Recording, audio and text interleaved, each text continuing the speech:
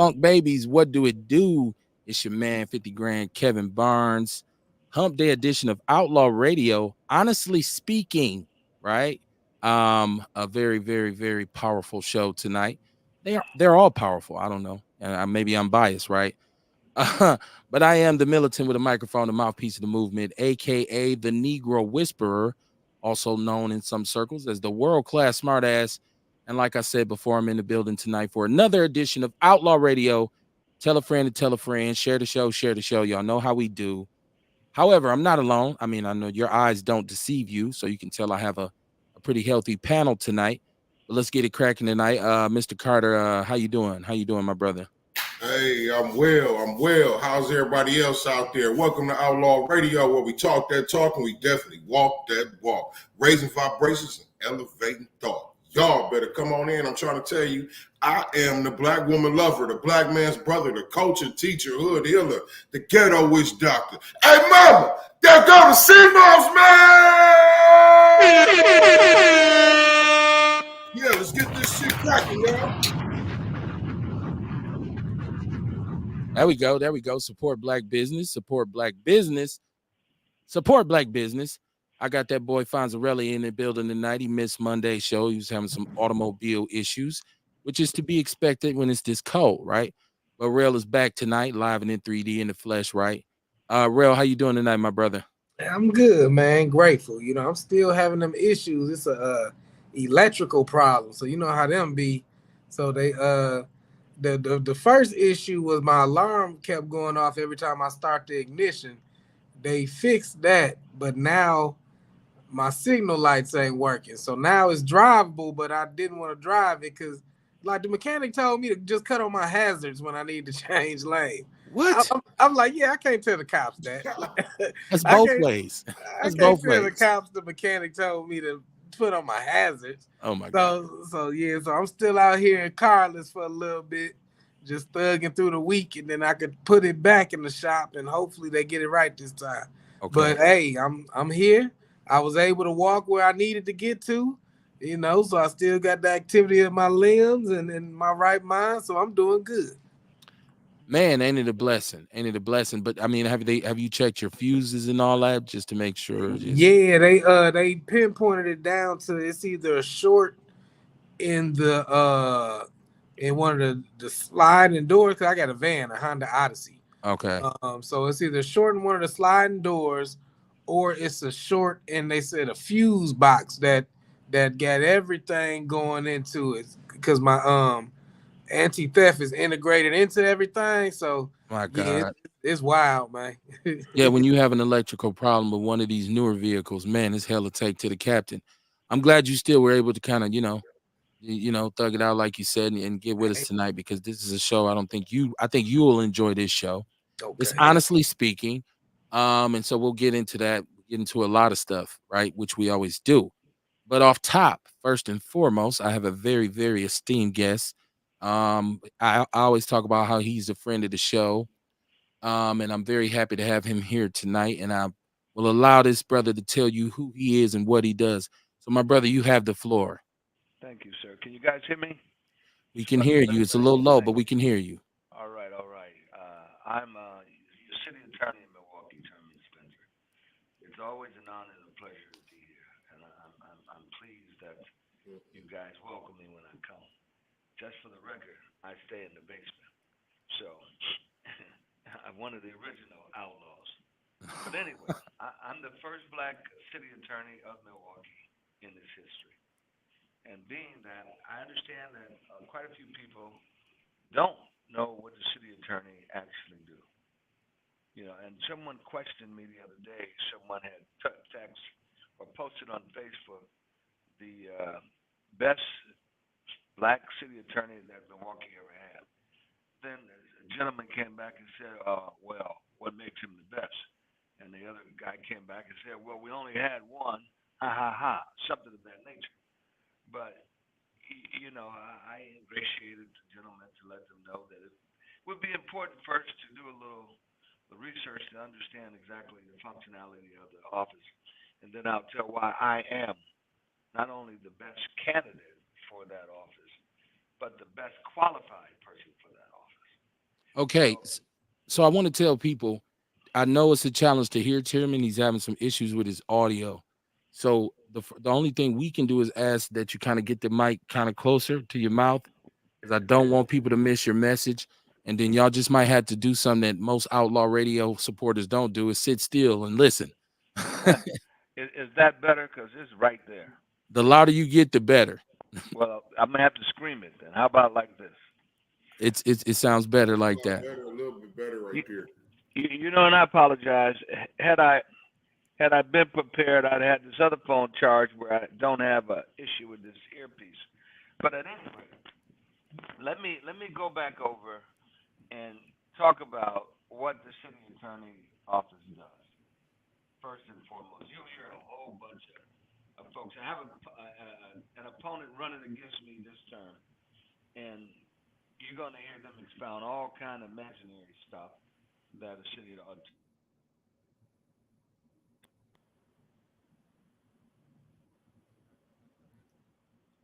It's getting lower and lower when he talk. Yeah, I think we lost him. I think we lost him. Yeah, we can't hear you at all now, my brother. This is okay. We're gonna give Tierman a minute to try to work through it, right? Okay. Okay. Yeah, give him time for his phone to charge. All right. We'll give him a time. So he's with us tonight, y'all. So we're gonna get his audio together so you can hear what our first black city attorney has to say. And I'm guaranteeing you it'll give you a different perspective. A lot of times we talk about, what Outlaw Radio is and what it represents. Well, first of all, it's for foundational Black Americans, and it's based primarily on premium Black news and the happenings in the Black community. So when we have a brother like this, it's important to hear his message. That's why I want to make sure we can hear it. Shout out to Dion. Dion, how are you in the chat room before the show starts? Somebody please explain this to me. What kind of mystical magic does Dion have? Are you hacking my system, Dion? What's going on? How you doing, my brother? He said, well, he said, welcome family to Tierman. He said, man, this is Dion before the show even starts. Kev, turn this motherfucker on. Right. Shout out to Shaquila Morrison. I see you, my sister. She said better. I know she wants to hear Tierman's perspective, along with a lot of other Black people, including myself. So we'll give Tierman a chance to jump in. This gives me a chance to say what's up to my sponsor, my brother Fletch over at EPU Personal Defense. EPUSDS.com is the website. Once again, that's EPU Personal Defense. And I keep saying self-defense because that's what it sounds like to me, but that's not what it actually is. It's different. He has the EPU system. So make sure you rock with him. Get with Eagle Eye Shaw with the firearms training classes, and I should have had that information, but I'm going to post that in the People's News Network. And I spoke to my brother Eddie Silas this morning, of Prolific Firearms, which a lot of people may not know is a Black gun store owner, right? And he's been on the show, and he is a friend of the show, and we have an idea for another piece of Outlaw Radio. And he said, man, I'm ready. They have Prolific Firearms popping off right now. So what we're going to do is we're going to team up and do some things, and it's going to be beautiful, man. It's going to be a good look. Trigger Happy TV is coming. That's all I can tell you. It's coming, right? So can you guys hear me with a test on this other line? That's we got now. You sound good, but you got an echo. So I don't know if it's. I'm gonna turn off this other phone because there we go. Yeah, give me 1 second. Okay, that sounds good right there. You know, we got to understand. I'm using an iPhone, and you know what an iPhone stands for. I do what I want. So I thought maybe I could use the video from that phone and then the audio here, because this phone is not charged. Now that's official right there. What you're doing right there is official. So okay. Let me remove this. Let me remove this. All right. Once again, now y'all gotta understand, my brother is the city attorney. Nobody said he was a computer expert, right? So we're gonna get that in. Now, like I was saying, shout out to my sponsors. Shout out to Mr. Eddie Silas. Man, it's gonna be such a beautiful thing when we get this popping. Eagle Eyes is involved. I'm telling y'all, Trigger Happy TV is gonna be something that Milwaukee hasn't seen. and we're going to talk about legal firearm ownership and the responsibilities and your rights and the differences between calibers and sizes. We're going to shoot some guns at the range. We're going to have a damn good time, so you're going to enjoy it. So shout out to Eddie Silas. I just want to put that out there. My brother Tierman Spencer, let's go back and start all over since we got you right now. Okay. Welcome. Thank you, Okay. guys. It's a pleasure to be here again. And I thank you how generous you guys are every time I come with open arms. And like I said, I am one of the original outlaws. If they really knew my pedigree, we'd be in real trouble here in the basement. But without further ado, I had someone post the best black city attorney Milwaukee ever had, and two other gentlemen they tuned in and were very sardonic. One said, "Well, how do you know he's the best?" And the other came back, "Well, we only had one. Ha ha ha. That must be it." And then they came back again. Well, what makes him qualified to be the best? I want to know. And that's a legitimate question. Sarcasm included. It's legit. But the thing of it is, they have the audacity to want to approach me in such a way, But for the last 37 years prior to me being here, prior to the last 3.5, we had the same individual as city attorney. So my question would have been to them, well, what did you do and what opinions did you voice then? Man was in there 49 years. I'm in here one term, and you have a lot to say about the black man. But now let's not even talk about the black man.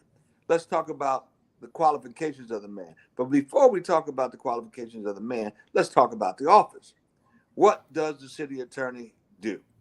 So we'll break it down first by telling you exactly how many departments and divisions we have in the office, which is 4. I have an employment division, which also includes some contractual work. I have a real estate division, which includes licenses for the city, etc. I have an ordinance and enforcement. You're speeding, you get tickets, you get citations from the city, and the like. That's my OED, Ordinance and Enforcement Division. And then I have a litigation division, 4 divisions. All right. Now, you would think for somebody to be well versed, they should have experience in every area, correct? Will we conditionally accept that? So before we go into the specifics of those divisions, I'll tell you, I told you we had one with employment and contracts. My major in law school was employment law. I don't think you can get any closer to that entity than that. The work that I've done for the last 45 years was in real estate. I think I'm qualified to talk about and work with legally the real estate division. Would you not agree with 45 years of experience? Now, I have an MBA, managed and owned several companies, so I can run a budget. The budget in the office currently is $7 million. I've had budgets larger than $7 million. So on numerous occasions. So now we look at just those two. The litigation. Throughout my whole career, I'm dealing with, even as real estate, I deal with civil stuff, not criminal. Very weak on criminal. I'm not a criminal attorney, but I'm in the courts to litigate my issues. As an attorney for over 22 years, right? Let's talk about that. 20 years, 22, one of the two. I know my way around the courtroom. So I don't say that that's my number one skill set, because I like to do transactional law. In real estate, I like to buy, sell, and fix. Somebody come after you for a couple of million or whatever, I get them off your back. Or somebody owe you a couple of million, we go take that money, and we make certain transactions in your acquisitions and the like. I'm very good at that. Love to do that. Enjoy it. So now, 20-something years with legal experience, law degree, in the area of employment law in which we function, carrying the real estate division, personal injury. I practiced personal injury law for well over 10 years. Check my record. So that's a big part of our office business. We get in a lot of accidents in the office. You have to know how to deal with that and deal with the transactions. So I think the weakest area, if there was one, would have been with traffic tickets. And it is the weakest for me. You know, in my history, in my long outlaw years trying to escape, we didn't have horses then, but in the cars, I didn't get a lot of tickets. So I didn't have to deal with that. Maybe 2 tickets. And Okay. I mean, can you guys hear that? 2 tickets in my long career from a teenager, 2 speeding tickets. So, but the point of it is, I have experience in every area that we practice. There have never been, never, and there is not an attorney in my office with the same experience that I have, and have never been one with the multitude and versatility that I bring to that office. One, that's just one. Okay. They don't have that. Now, Okay. two, I bring to the office a lot more than that. I bring to the office not the desire to want to be city attorney for political reasons. I bring to the office because I watched the bullshit that's been going on in this city all of these years, and I wanted to do something about it. I'm not bought and I'm not bossed. When I decided to run for office, I wrote a check. I didn't go ask everybody to give me some money so I can come up here and defend the people. I work for the people. Now, concept that folks, even in the city, don't understand, especially the folks downtown. They think the city attorney and his office work solely for them. And that's a misnomer. I defend the city. We think of it like the chief legal officer for the city. Okay. City get in trouble, I defend that. Right. So what's the city? That's everyone that works for the city. You know, at home, no. Why of your? But here, folks, it's the city. He's breaking up. Walk Is he out. breaking up The here? city is comprised of each and every one of payers. Is the city, not just the employee. So defend. Can you hear me? You were How about breaking up now? a little bit. You was breaking up. Your signal Are was. we there, or are we still breaking up? We good now. We good now. Can, Chopping. I hear. So that static is Mr. Charlie trying to get in here and distort this message. He said, But "Mr. that's Charlie." okay. I haven't heard that in a while. My Do we have brother. So let me ask you a few questions. First thing, let me catch the chat room because there's some really interesting comments in there. He'll be back. He'll be back. It's like when I had MC Tone on the first time. It was a struggle. It was a struggle. This gives me time to catch the chat room. Ewok in the chat room. He said, "Power to the people. Always Ewok. Always. All power to the people." John Fletcher said, "Word." What up, Fletch? We got to get you back, brother. Shaquila's laughing. Milltown Mikey Davis, what it do, homie? How you doing, man? Family right there. Always happy to see you here, Mikey. Mama Jenkins Am I is in the back? chat room. Shout out to Mama Jenkins. Deborah Jenkins Simmons. It sounds. I think I got you. I'm just reading the chat room off. Just in case anybody had any questions for you, Chairman. I think you're good Okay. now. Okay. Mama Jenkins said, Okay. "Good So evening, where I my start? outlaw family." She said, "Let's make it do what it do. Welcome to the city attorney, Spencer. All I want to know is if you are reelected to office, what are your plans for this city as far as city lawsuits and discipline within the departments of city government?" So that was a question for you, Chairman. I think he's froze again.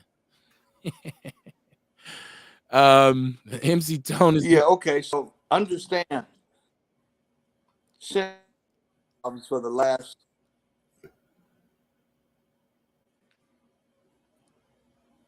it's not going for me tonight, Yeah. y'all. Ain't going for me tonight. I don't know what's going on. Kamar, is your audio? Everybody check their audio. Kamar, is your audio straight? I guess mine sound good. Yours is good. Rail, Mine I know you good. got to warm your Yeah, so far mine good. You know, I usually wait till I start speaking to start freezing and everything. right. Serena said, "Call in." With She said, "Call in." this. Can you hear me now? We can hear you. It sounds like it's a little choppy. Hold on once. Ewok said he got Kamara old computer. Kamar still using that computer. What you talking about? Kamar, no, not the first one you had. I'll just come down and warm it up now. Jeff Crape, what up, man? Jeff, I went and did research on your Mattress Mac. I went and did research on that. I'm gonna talk about that tonight. And Jeff, you're another person who I can't get your. I don't know what you use to listen to the show, but I can't get your audio on par with mine. So it creates a difficult situation. We're trying to have a conversation because I think I'm delayed and your kind of responses all over the place. It's a real negative, and I hate audio negative. It's like a faux pas. It's like a pet peeve of mine. I can't stand it. It drives me crazy. Like if somebody has an echo and it's in my headphones, I'm just like ready to have a nervous breakdown. It's real. But yeah, honestly, speaking tonight, he said he's not sure what I'm saying. I will talk to you about it, Jeff. I'm gonna call you and explain it to you, because if you go back and listen to the shows that you're on, it's like y'all know what I'm talking about, right? Like it's like he's talking in a different space, and the conversation, it throws the pace of the conversation off. He said faux pas. That means mess up, a fuck up. It's not right. It's bad. It's French. Faux pas. He said, I'm not sure what you're saying. Listen, it's honestly speaking tonight, and it's Black History Month. So I just, because we take so much heat for even like acknowledging Black History Month as foundational Black Americans from other Black Americans, by the way. I wanted to shout out my Black history. I have a somebody who I really admire, and I don't want to call it Black history in that sense, but this was years ago, and that is the commander, Mike McGee Sr. I think in terms of the city of Milwaukee, and believe me, if you weren't born during these times, and if you can't remember it, then I understand. But I just happened to be here on Earth at that point, and it was a time when something needed to be said about what was going on in Milwaukee, and he was one of the only ones saying it. And he was a brother who was from the hood, from the community, understood what the people needed, and he was down there fighting the good fight when it comes to the Common Council. I vividly remember the picture of the Common Council. They take this picture every year of them so they can put it in City Hall. Mike McGee Sr. has a bag over his head, a paper bag. I remember that. He said, I'm ashamed to be seen with these individuals with the way they treat the Black community. It's similar to our whole party pooper thing, and this is why we poop on both parties, because they're both egregious in the treatment of our people.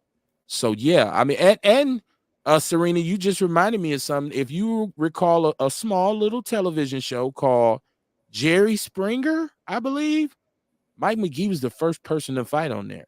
He was fighting with some white supremacists. Was that Geraldo? That was Geraldo, I think. It was Jerry Springer. Jerry Springer. Geraldo got whooped in Beloit, messing with the Klan, got his nose broke. Yeah, but remember that Klansman said something about that Black woman? That was and he Jerry said, say one more thing about another Black woman, and he said something, and he jumped up and choked the shit out of him. It was Jerry Springer. Research it. Was it Jerry? Was that Jerry Springer? Jerry Springer.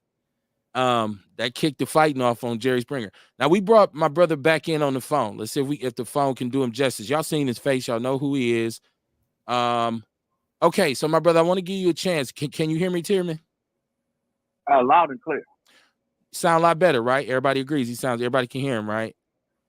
So my brother, Mama Jenkins had asked a question, and I wanted to start with her question, which was, let's go back. Let me go back through my comments. Okay, so her question was, all I want to know is, if you are reelected to office, what are your plans for this city as far as city lawsuits and discipline within the departments of the government, of city government? So are you ready? Yes, sir. Let me explain. When it comes to the lawsuits, remember the city attorney's role is to defend the city. That's our role, to defend them. Now, I don't know if you remember when I first became city attorney, and you need to really, really pay attention to this. We had death by cops 1 or 2 every year. And they would cloak up under qualified immunity. When I became city attorney, I said no more qualified immunity. By the way, I got brought up on ethical charges with that.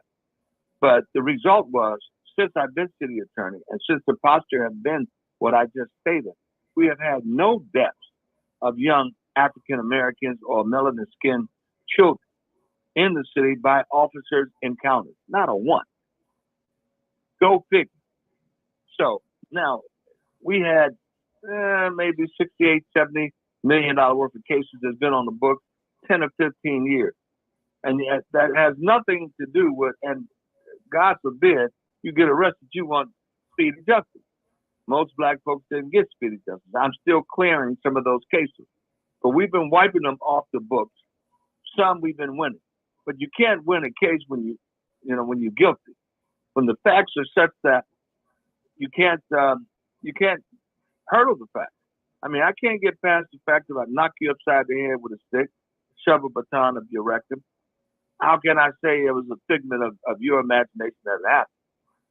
And the majority of these cases were so egregious that you just got to deal with them, and they ask you for $30 million. You're going to have to pay something. If somebody do that to your child, what are you looking for? So you try to get the best deal that you can.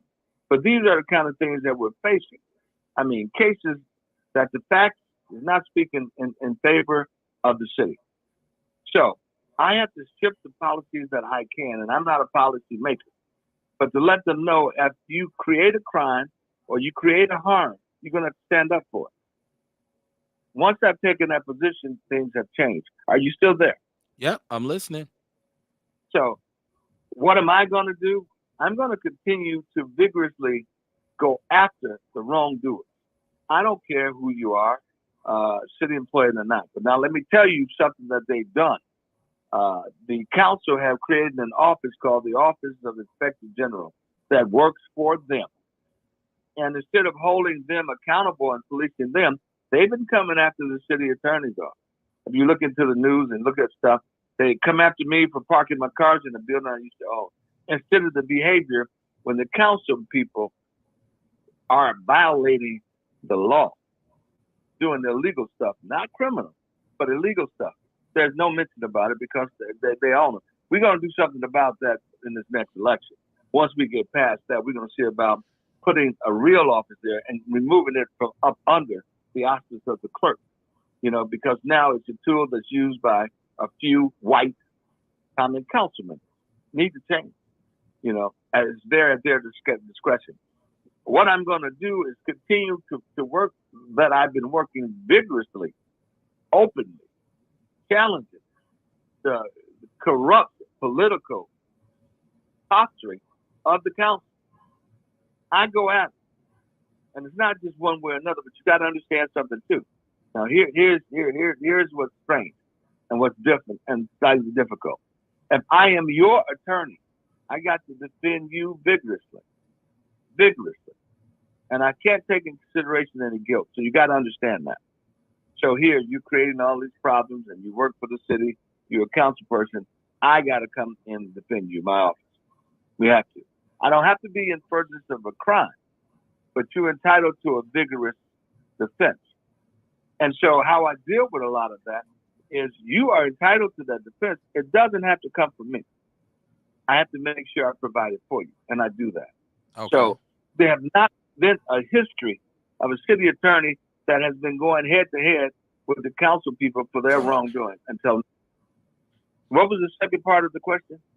I believe that was it in its entirety, but she she asked another question, so I want to read this off. And Mama Jenkins is just a piece of the show, just a piece of our foundation, very well respected in her community. She says, so thanks for all that information, but please share with us what is needed in this city as far as you as the CEO of the city attorney office. She said, I know all the bullshit that goes on in that office because I've had firsthand dealing with it. Not with you, but before you got there. She said, we as taxpayers are still paying lawsuits from 5 to 10 years ago. Okay, that's her comment. So you paying some of those, and we haven't even gotten to all of them. We Okay. have some others that's still on the books. Like I said, you had 60, 70 million from what I could uncover then. But there are still some there that haven't been resolved. So we're working on it. So, and, you know, these folks still are doing stuff in the back offices. So until I call them out and bring them out and am allowed to change that office of Inspector General so we can hold these department heads and council people accountable for their actions, we're still going to have problems. So, but what can be done about it? I can't do it alone. I need to have you, Mama G, and the voice of the community behind me, standing up with me, saying we're not having it, because the force of one can't be the force of many. Right. You know, unless of course you're the all high, and I'm not the all high. I'm just a soldier for the all high. And what I do, Mama Jenkins, is for you. And it's not just about for me. All my efforts are for the people, the ones that are my bosses, not necessarily those that I defend. And I defend my clients very vigorously. Okay. I want to say this too. It is a big topic on a lot of people's minds who are informed that when these police commit egregious acts, or anybody else for that matter, since you made the point that anybody who works for the city, you have to defend them when they, you know, when they're under some kind of litigation. But people get really upset that, and a lot of people didn't know this, and we kind of put this out here on Outlaw Radio. We had an exact figure of, and it was all over the place, of how many millions police lawsuits alone had cost the taxpayers. So you're looking at the fact that, and when we add that no police officer had ever been convicted, I believe maybe one who was a black man, incidentally, you can correct me if I'm wrong, but none of them have been convicted for any of we watched all of these officers who were in the business of harming black people walk. None of them have been charged. But then we say, oh, but they got a lawsuit. Yeah, but we have to pay that, right? Absolutely. So that's what people are. That's going to be a hot topic for people who, you know, when they engage you and you say city attorney, they're going to say, oh man, why do we got to pay for these police? We've talked a lot, and you know, the immunity. The immunity is one part, not diplomatic, but the immunity is one part. But the biggest part is why hasn't anybody come up with some kind of policy to say they have to assume the risks on their own? So that means if you lose a lawsuit for taking someone's life, it's your pension, it's your home, it's your personal finances. Like, I just feel like that there's no real accountability. I feel like that needs to be something that the officers, maybe they may have to pay an insurance policy or take, you know, as an officer or something. You're 100% correct. And now let's understand who will be promulgating such policy. You know, you have your mayor's office. You have the council. City attorney don't make policy. Okay. And when I shifted, like I did, and say we're not going to be doing this to qualified immunity, that's on the fence. I mean, that's really on the fence. You talk about creativity to try to straighten up something. Policies are promulgated by council and the mayor. So remember, my job is to defend. Okay. So I creatively find a way to make sure that we can prevent. Because a big part of this is we have to analyze the risk and then try to come up with creative ways that I can influence the change to effectuate a different behavior. Okay. But end of the day, that's them people. They can go in there and write up another ordinance, et cetera, and say, hey, look, this is going to be how it is. So you know, they have not done that. Okay. I have another question too, and this is one of my own, but let me catch my chat room. Shout out to everybody listening. If you're tuning in, it's Outlaw Radio. Honestly speaking, we are blessed to have the presence of my brother, city attorney, the first black city attorney in the city of Milwaukee, by the way, Attorney Tierman Spencer. And he's here tonight, and it's all outlaw style. So if you have a question, please don't hesitate to ask.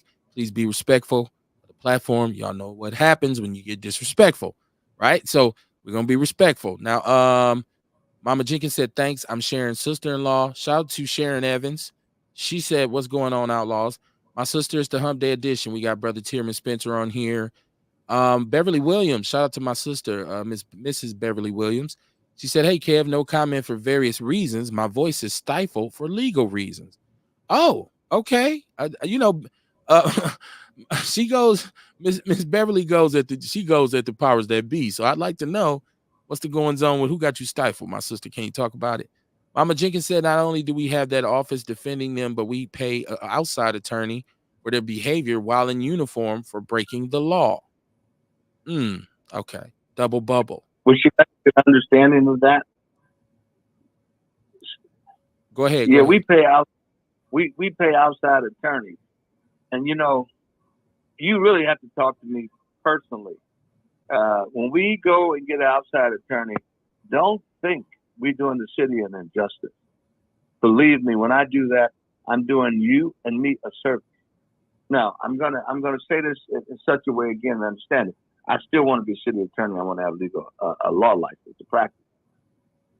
As a lawyer, my job is to vigorously defend my client. Gotcha. Got it? First and foremost. And your client is the city. And people that we're talking about. Right. So, in fact, Mama Jenkins was an employee, and she went on and did some egregious. And I decided to get outside counsel and not defend her myself. What does that tell you? You don't have to say it out loud, but what does that tell you? That the city attorney isn't the one standing up defending you. They go out and get somebody outside to do it. What does that tell you? So we don't want to talk about that. And because if I disclose that unequivocally, now I have another issue. But the fact that, hey, why the city attorney didn't do it should be enough for you to understand what's going on. Because there's nothing precluding me from saying or assigning an attorney to do that. Okay. Unless, go ahead. No, I want you to finish because I want to ask a question. Yeah. Well, I left the last word out. Unless the city attorney feels what? And why did you get an outside counsel and you didn't get defended by the office? I have to give you defense. I have to provide you a vigorous defense. Doesn't have to come from me. Okay. Now, if you got involved into something and, you care and you're a police officer, I'm there. You won't have an outside defense. You're going to have me. Okay. So that should speak for it. Right. So we talk a lot on the show about the tax increase and we were everybody who I'm in contact and personal communication with were pretty upset with some of the conditions that I like to say the mayor acquiesced to from the state. But then he came back and this is political talk, right? I understand this. He came back and said, well, don't worry, because we're going to get a lawsuit against these individuals to take these conditions away. And at that point, I said, that's not realistic at all. And it's also, for me, it's you saying we're going to charge you all to get a lawyer for litigation that could possibly last forever and do more financial damage. So have you heard anything about this? Because would this be something that crosses your desk? Like, hey, we're going to do this lawsuit, or would they go get outside attorneys? Hey, listen, if it's legal in nature, it's coming across my desk. Okay. I do all the legal work for the city. Okay. But now, I always say, Kev, be cautious of smoke and mirrors. You have a lot of people talk about what they're going to do and how they're going to do this. And the city attorney's office, we're going to change the neighborhoods at 53206. We're going to remove all the blackness and develop all that bullshit.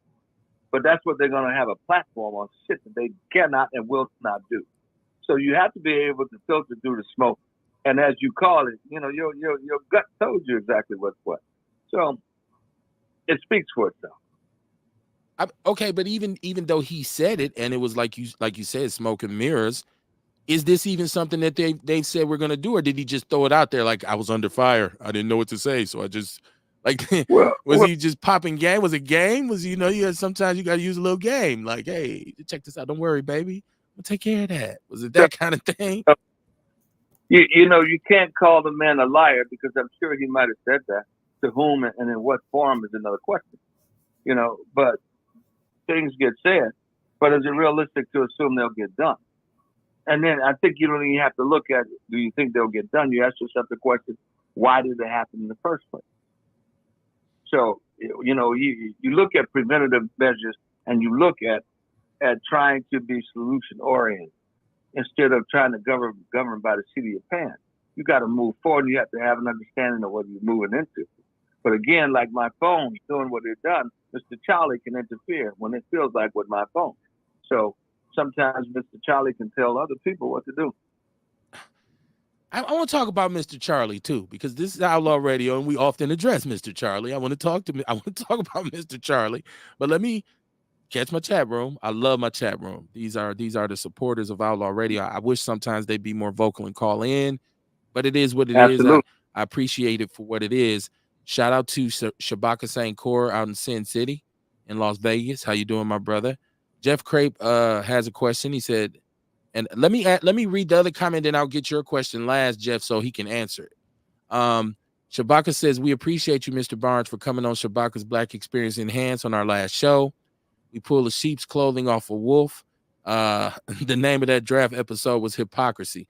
I had a good time. Listen, I keep telling y'all, I really, really, really am really proud to be a part of this Black media that we have, this new Black media where we don't really do. I mean, you can go and get your sources from various places, and a lot of people do.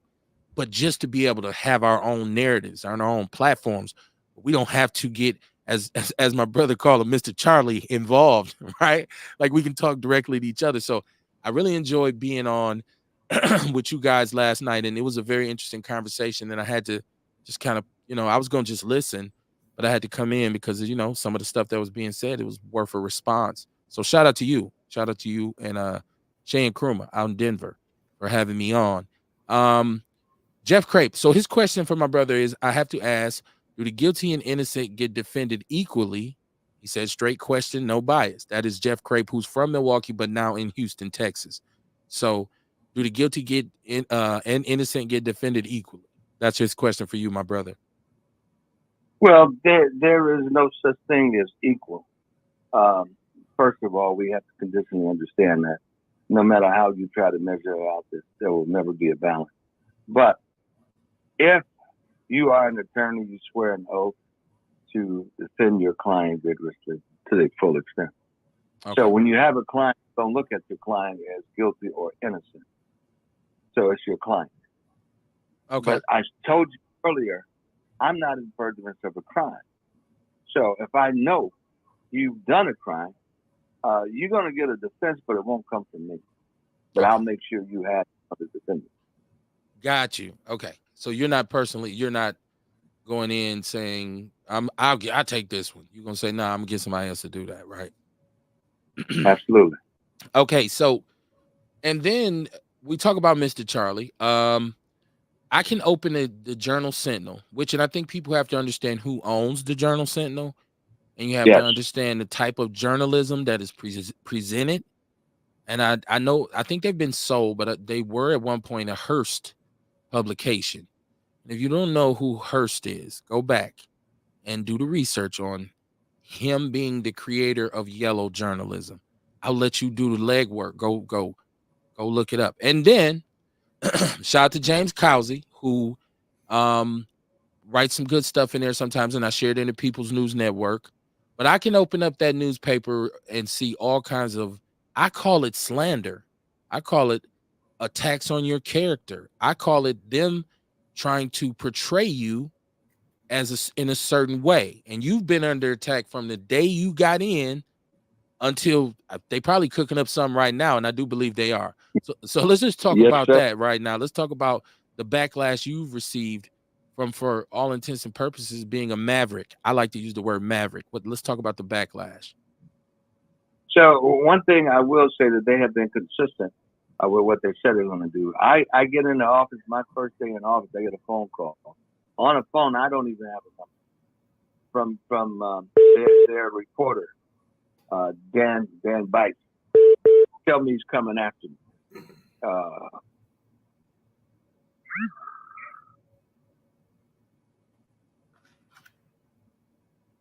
Slanderous, bias.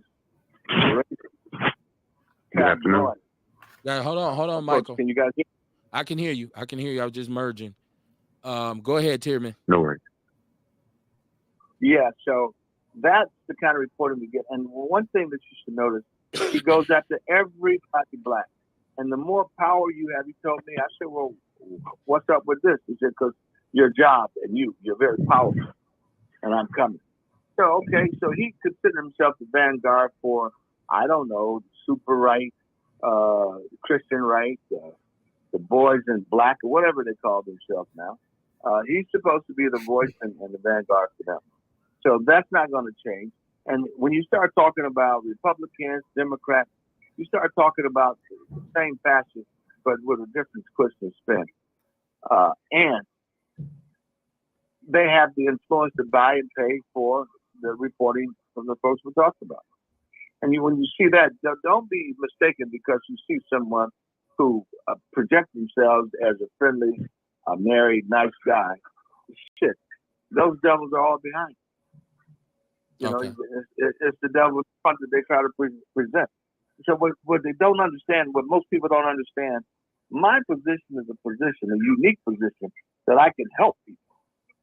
And the problem is I'm helping too many of the wrong people. But the bad part about it, as I help us, I don't get any kind of support. It's like I'm out on an island by myself. And I don't mean that literally because, you know, I have you and I have others. But I'm going to tell you, there's so many sold out brothers. If somebody offers them a few dollars, you know what side they're shifting to. Do they care about the struggle of the masses? No, they care about the struggle of the few, meaning themselves. And that's what happens. But understand, look at this. When I said that I'm not bought or boss, I use my own money to run for this office to defend the city and the people of the city, us. So no matter what they come with, they're not going to change my direction. And they know that. And they know that. So that's where we are. And that's where we're going to continue to be. But I can't do this alone. I need everybody to come out and vote and support me and support people like me so that we can make change. And when I say like me, I'm not talking about my race or the color of my skin. I'm talking about somebody that stands up on principle. Okay. And they stand up for something other than themselves. But I think for the betterment of all. I think the timing of how they've attacked you is very important because we live in the U2 moment, right? We live in the cancel culture. We live in the any egregious act towards a female, any act that made a female feel uncomfortable, anytime a woman felt like she was mistreated, even if you didn't do it, the accusation is like a stain on your resume. So they've tried to portray you as this kind of crazy, dirty old man downtown pulling up skirts and grabbing young white women's booties. I'm sorry. I just why they try to put it out there. And so, and that's an easy, it's something that they've historically, if you look at it, like one of the biggest sins that a black man could do is, do something to a white woman. But then again, there's not just just white women. There's a sister, right? Like there's a sister involved. I don't know if she's on the he touched me thing, but there's a sister who they brought, and I don't know where they found her at, but they brought her to the Journal Sentinel, and she said, "Oh, she had an issue." So, are you at liberty to discuss any of that? Because first of all, I don't want you to kind of, So listen, that they took the case out of my hands because it was an allegation towards me, so I couldn't deal with it. I understand they have reached a resolution, and my position is we don't settle with nobody that's trying to steal the taxpayers' money. We don't do that. But let me tell you hypothetically what could have transpired. Could have been when I was running for office, a certain individual, female, went and asked the council people to get on side because they're coming after. She want to come after me. So she called radio stations, don't vote for him, and yada yada. I never met this woman. I have no clue, hypothetically, who this person is. So that's the beginning of it. And I understand that, it could be a case where my predecessor had a great relationship with that person. Great relationship. And I emphasize great. However you wanna look at that. But they became the defensive one. Oh no, he's not gonna change my thing. Let's get him. I won it. I won the race. And then they went to say they're gonna get rid of me in 6 months. Again, they went back to the council members and hypothetically, and the majority of the white folks said, we're gonna buy into this, we're gonna help you get rid of it. So they start feeding it, and they called their friends in the newspaper, and they all got together with it. So now that was it. Now, before we even get to that, I'm looking at the productivity, hypothetically, of this person's production of their work. It was inferior. Not only inferior, but costing the city money. So I'm saying, hey, we can't have this. You performing of this nature, and then things start escalating more. That's when it came in, where supposedly and hypothetically, I touched an ankle, a knee, or some shit, some ridiculous stuff. Okay. So, but I tell you, once we get elected again and get past this, I'm coming after wrongdoers for the city that's trying to steal money from taxpayers. I am coming. Okay. So, you can try to scare me and whatever, but shit, the battle ain't over. It's not done.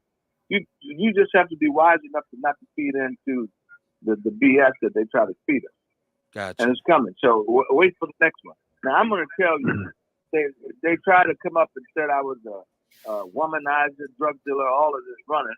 And he asked me, said, listen, we couldn't find anything, but folks in that office had stated that you had committed all of these crimes. And I said, well, you pretty much sue the shit out of it. So they said, well, okay, well, the only thing we could find is you had 2 speeding tickets. 2 speeding tickets in my life, that's what you could find. Really? Come on, let's do this. And so they have to create things in order to try to attack me. But Let me tell you something, unequivocally, I have more respect for people, women. I have my mother, she's deceased. I'm a brother, and I'm a father of women. So it goes unsaid, and anyone that would take advantage of a woman, I would have a problem. All right. So, no. Okay. Caller, I need you to make sure you got your device turned down. I do have a guest, my brother, who is running for county comptroller, Michael Harper. How you doing tonight, my brother? I'm good, brother. How you doing this evening? I'm doing well. How you doing, my brother? Good. I just wanted to touch on something right quick in the spirit of what you said about the commander earlier. Whenever you are an unapologetic black man, expect attack. But what good brother Spencer has said this evening is that we have to stand behind these type of men who advocate for our community. You can't be compromised and unapologetic at the same time. And so we have to appreciate that these are the desperation tactics of people, namely in the media, which makes this platform, Kevin, so important, because we need to be able to express and articulate ourselves with candor, with truth, and integrity. And that's what we need to be evaluating right now. Has Spencer operated in integrity? Has he performed the job, with the type of responsibility and character to protect and ensure that the city's interest is preserved? That's the taxpayer as well as the client that he has to represent. And the other thing is, understanding that what he's trying to accomplish right now is more about putting in the right risk management to prevent these things going forward. Because there was a practice of letting things just die on the vine, not really protecting the interests of those who have been harmed, directly or indirectly. And so the work that he does and continues to do while we have to stand behind him is about ensuring that we have responsible government led by people who also protect the interests of our community, and the least of these who are often forgotten in policy and in other bureaucratic halls that come and pander us annually, biannually, whatever that frequency is, about our vote. But then after that process is gone through, we're still not receiving the representation. And I'm saying that Spencer is someone who has been representing those individuals, and all that noise, man, that's just to distract us, but check his receipts and his record. I'm out. There you go. Appreciate you, my brother. Appreciate you, my brother. On that note, too, Kev, let me just say, this past year alone, I brought millions of dollars to the city. Millions. I mean, I went out of my way to find cases where I could go after wrongdoers to bring in the money. I don't have to say where the money goes. I can just bring it. But you don't hear about that. You don't hear about the millions I save on the cases. But you don't hear about the effort that it takes for me to just drum up a wrongdoer and go after. For example, Juul, the vaping company, the damages caused our city and our youth. I went after them. And we did win. We brought millions to the city. You're not going to hear it. You're going to hear them say, oh, we talked about that 10 years ago. Really? And what happened 10 years ago with Twin Lane? So, and like now, Honda Kia, you know that certain council people try to stand in the way and hold that up for me suing and going after, bringing the suit against Honda Kia. Now, the council people, Malele Cogs and Khalif, I got to give credit to. They try to get us to get that done at a certain time. We didn't have the staff to do it. Everybody abandoned ship. So as soon as I got staff again, we went after them. And we're going after them. And I'm certain that we're going to receive some money for the city. But there are certain aldermen that try to stand in the way. And all people with melanin skin, let me tell you, are not for it. Now, we have a common council president over there, my God, as they say, Katie barred the door. He shouldn't be allowed in the basement. But do your research. Okay. So it's about trying to stand together. But first, folks, you got to understand what we do and what I do. Mm-hmm. And then you have to be able to buy in or not buy in. Somebody, well, what makes them qualified? There is not a more qualified individual that's walking, ever applied for this fucking job, more qualified than me. Not just with my education, but my experience. I'm going to briefly touch on that to move on. Listen, I've worked in infrastructure development. I have built bridges, roads, tunnels, airports, rail systems, whatever they have here building. I've been a part of that and understand how that goes from the beginning to the end. There's not another person in my office that can walk on the same side of the street with me with that kind of experience. Not a one. How many of them have an MBA that don't understand about finances and how it slides from one end of the pendulum to the other? Hello. I ran OSHA. If you're not familiar, Occupational Safety and Health Act for the state of Wisconsin, OSHA, about safety. We have I'd say about 30%, don't hold me on that percentage, of what we expend on cases are due to the day-to-day operations from some of these other departments with their vehicles running into other people, not trained properly, not putting out safety equipment when they're out there trying to build something, not controlling the traffic. That's another expense that costs us. So when we talk about who has experience to do it, I do. Well, I can keep talking about Mike. I think yes, too. I think too. We have to be very aware of like my brother Michael Harper, like I said, who's running for county comptroller, of the attempt to distract us. I think that's a political tactic, yes. and that's not that's not one of those where we say those theories, a conspiracy theory. It's an actual political tactic. It's like, hey, look over here, then you move the other way. But I did want to ask you this, because politically, we know that Milwaukee right now, we're going to have the RNC coming up, right? So this is about to be a political hotspot. Wisconsin is a swing state anyways, correct? And a lot of here, what goes on here with black politicians is they have some sort of allegiance with the Democratic Party. And I know a lot when you ran before, I saw a lot of the power Democrats on the black side endorsing you and saying, yes, this is so. Do you identify with either party? Is it necessary for your office? And where would you say your relationship with the Democrats, I'm sorry, with the Democrats is here in Milwaukee? Well, you got to understand too, my opponent, daddy, is knee deep in the Democratic Party. So that's collectively how they're trying to mount an offensive attack against me. I don't identify with no party. I identify with people. Okay. It's the people. you know, and the overall community and trying to enhance and better that.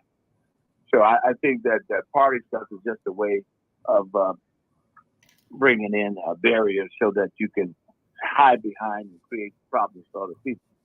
I think if we look realistically and try to approach this in a manner to do what's best for all, that's how we should approach this, you know, for the people. So maybe I should rephrase the question. Okay. Have you lost some relationships with some black Democrats that supported you then that now have kind of said, okay, we got to go with this other person because, like you stated, there is a connection from his dad or whatever. So have you lost relationships, or is everybody still like, we got your back? Oh, no, absolutely not. You know, they flow with the money. And, you know, they do a real good game in that party where, you know, they have a tendency to enhance the coffers of those on that side. Okay. So, and when they say jump, they jump. Okay. So now I'm sure we'll have one or two that at the end of the day will quietly try to move a certain way. But if they are staunch Democrats and locked in, you know which way that they're shifting. Right. Ewok in the chat room, he says, Brother Tierman, you sound overqualified for the job. He said, I want to hear a plan and what you finna do. That's outlaw talk. What you finna do. Yeah, well, you know what? I wish it was that easy. But it's not that easy, and I can't bifurcate it, or I can't just pull one out. What I'm going to continue to do is I'm going to continue to try to have that office as reflective as the community as possible. That is, I am aggressively going after as many people that look like us as I can to hire in the office. But you can only do so much. Got you. Secondly, I stand tall at trying to identify these skeletons in the closets that's been there perpetrating themselves for the last, I don't know, 160 years, but mainly the last 40 years, that have to be addressed and changed. We have to shift the paradigm of the thinking and the philosophy in which things are done in order to make that shift. So it's not what I'm trying to do. I need to get good soldiers. I need to have good soldiers with me to help me implement my plan. There you go. So it's not something I can do alone. I got quite a few people that I can't fire that's going to try to undercut me at every chance that they can. I need to get somebody that's strong with strong backbone to stand on top to carry out the mission with me. Okay. But, and that was part of, and I like that you, and people go back and listen, you totally explain what you do as the city attorney. So if somebody said, why we got so many potholes? That's not something you're going to call Brother Tierman about unless you got a lawsuit against the city for the front end of your car falling into a pothole. I think a lot of times, in particular with my people, we don't understand civics and we don't understand who's responsible for what. Shout out to Kamar, because Kamar, we were congratulating Sister Lena Taylor for becoming a judge, and Kamar was stating that a lot of people, even in her appearances on our show, the chat room filled up with them saying, what about this? What about that? What about this? What about that? And what she kept trying to say is, that's not my department. I can tell you who to call, but it's not me. You can't hold me responsible for that. And so we just felt like this will be a situation where she can, you know, exact some change. And we'll see what happens. But I'm just saying, like, people have to know. So people all tonight are calling in saying, city attorney, shit, I want to know where I can get my cousin out of Wall Pond. Like, you know, black people just they hear office and they just start saying, man, shit. So I want to ask you this question, where I have so many. Yeah. But number one, the housing authority, right? The housing authority has gotten in some deepy doo-doo with the federal government. And I seen that one of the results of the investigation is that the government said, the Fed said, this is borderline fraud. So were you ever contacted to say, hey, because they're an entity of the city, right? Hackham. I used to work for Hackham, so I thought they were part of the city. Quasi. Okay. Yes, quasi. I have a assigned to Hackham. Okay, there we go. Okay. I'm just because I want to know how far the tentacles reach. The second part of my question would be, well, okay, go ahead if you got more to add to it. No, go with the second part. The second part is we've long heard rumors of a widespread corruption investigation that's directed towards the Common Council. I know you may or may not be able to answer that, but we keep hearing about it. The stories are floating, and they were saying this is why so many people bailed out, because we ended up with what, 4 or 5 open offices. People got up out of there. So is there any truth to that, or can you even elaborate on that? Only thing I can say is, you know, we're gonna have a good dinner tonight. So. I hope you can appreciate the humor. I do. But you know, my job is to ask the tough ones. So listen, I will tell you, when I uttered that statement in my press conference, I have been brought up on ethical charges about that. Okay. Yeah. Okay. And so by councilmen. So you don't have the best relationship with the Common Council? Well, some I have some great relationship with, but you know, we have a lot of council people who like to say they are unbiased and fair, but we have some straight out bigots on council, and they had the ability to influence the majority to get their way, and that's why it continued to persist in the community. Okay. So I'll call them that. You know, I had it out with them before. They're telling me, well, we think you might have touched the lady's leg. And I had to tell a few of them, well, I think you might be a Klansman. You know, but however you want to deal with it, let's do it. I hope you like to go to the alley and deal with it. Or the boardroom, whatever. Right. Yeah. Let's do it outlaw style. They didn't want none of that. I want people who are listening to the show, and like I said, Kamar and myself, Kamar, you realize we've broken our promise, because years ago we said we would never do politics again. We said we're done. We're not, because we got knee deep in that 2017 race, and we had all these challengers, and lo and behold, all the incumbents got reelected, and there was no change. I think we may have just been disillusioned, and we said we're not going to do that anymore. But between you and my brother Michael Harper, who's running for the county comptroller, I have just gotten back into the mode of, I want to let my people know who's on the ballot. And I want people to listen to this interview and then determine whether or not you'd vote for or support this brother, as opposed to watching Fox 6, Channel 12, or Channel 4. Now, 58 is borderline because they get kind of black sometimes. But before you right. Black dude with the toupee. Right.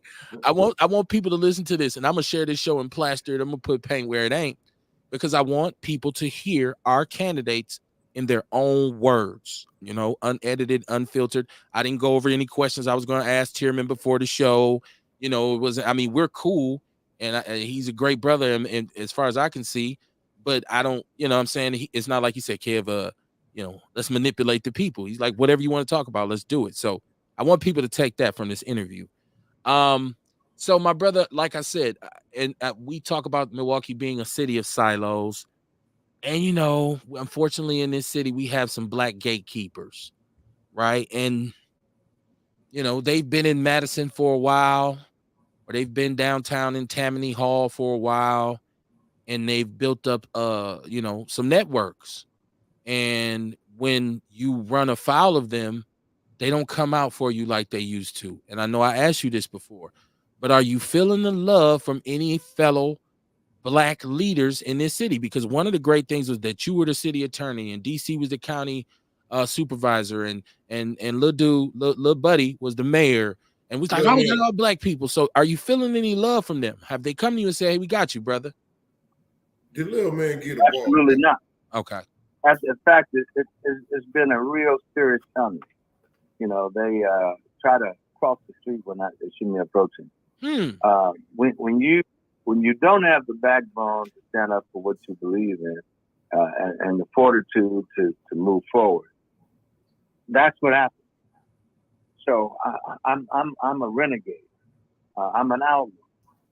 I don't identify with their methodology and how to get along.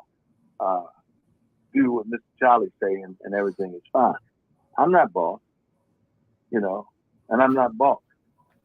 When I move, I move with a clear conscience guided by the All High. But the only intent is to serve my people.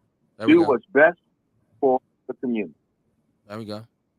I just think, like I said, my experience with some of the leaders in the city. When I was involved with grassroots organizing, and I got to go into some meetings and get to speak to some of these people, I was really just thrown off. It made me leave that alone. It made me say, I'm heading for the hills. I'm done with that. I'm not. It was just a bad experience because I heard a lot of double talking. I seen a lot of arguing. I seen a lot of wasted resources, and I seen a lot of egos. I can tell this story now. I was working for Employ Milwaukee when Willie Hines was picked as the CEO, right? And so myself and another brother, we were the only two brothers who were really in this department as well. We were just kind of sitting around. We were about to have a meeting. So he came in and we said, "Hey, how you doing, brother? Congratulations." And, we was dapping it up. And I never forget, a white lady came in and said, "Oh, Mr. Hines, aren't you glad you got this job?" He said, "Yeah, as a matter of fact, I'm Farrakhan, and these are my two bodyguards." I just thought to myself, what an egomaniac. And then we know what happened later, right? Like, I hope he wouldn't. I hope he said sorry to the minister for misrepresenting him. But I'm just thinking, like, the egos, when I see these brothers, it seems like they're aloof. They don't even have a clue of what's really going on. When I hear the mayor speak, I feel like he has no clue of what's going on. And maybe he does, but I just feel like he doesn't. So have you, like, clash with any of these brothers and say, "Hold on, man, you a little step and fetch it, ain't you?" And then it was like, "Oh, it's just me just questioning that." So, no, I won't get a direct complication from any of them. I do tell you, every time that I see DC, is very cordial, Okay. But and he's not afraid to shake my hand. Okay. Shout out to DC. For the most part, somebody else see me coming, they want to change side of the street. Right? I'm surprised at that, because you and I were at Coffee Makes You Black, and people were lined up to talk to you. I was like, wow, this is, it was different for me, because I was just like, man, I said a lot of, I call them name brand Negroes. A lot of name brand Negroes were lined up just to say, "How you doing? How you doing?" So I said, man, they really got love for Spencer. So I thought when it came time for re-election, you'd have a deep well of resources to just kind of say, "All right, I'm ready to go. Y'all come on, let's go." Like in the form of at least public endorsements. Like, I seen Randy Jones has the Democratic Party's they've endorsed him. He's their candidate now. And so so I was just wondering, where's that at for you? I mean, because I think you're a very important, obviously this is an important position, and you being the first black man is something we should be able to rally around. So I'm always just kind of curious about, is Tierman getting any support? So let's understand, when you talked about the political parties and the Democratic Party, it's a very strong party here in the city. Mm-hmm. This is a Democratic city. Elected officials are supported by that party.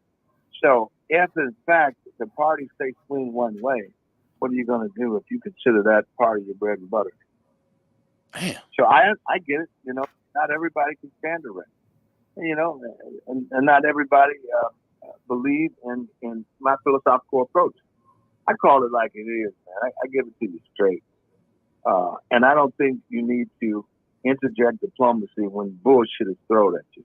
There we go. You need to call it like, I could say male bovine feces, if that makes you feel better. Oh, he cursed or he didn't curse. However you want to take it.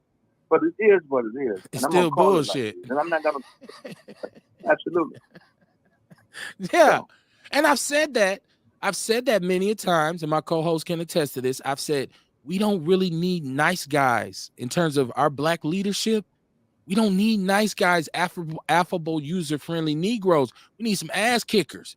We need some dudes that'll go down there and say, man, yeah, that too. But I think the attitude, I just felt like we bow down to Madison. We bow down to Milwaukee County. We bow down from to a lot of people, and I'm like, where's the strength? Hey, I keep saying we at a point in time, man, where we gotta be fearless.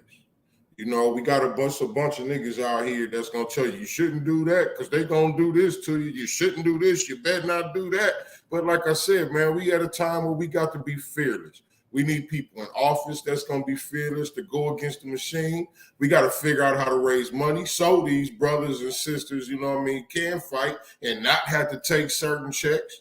You know what I mean? We got to be fearless. I got to be fearless with my teachings. You know what I mean? Because it go against the grain also.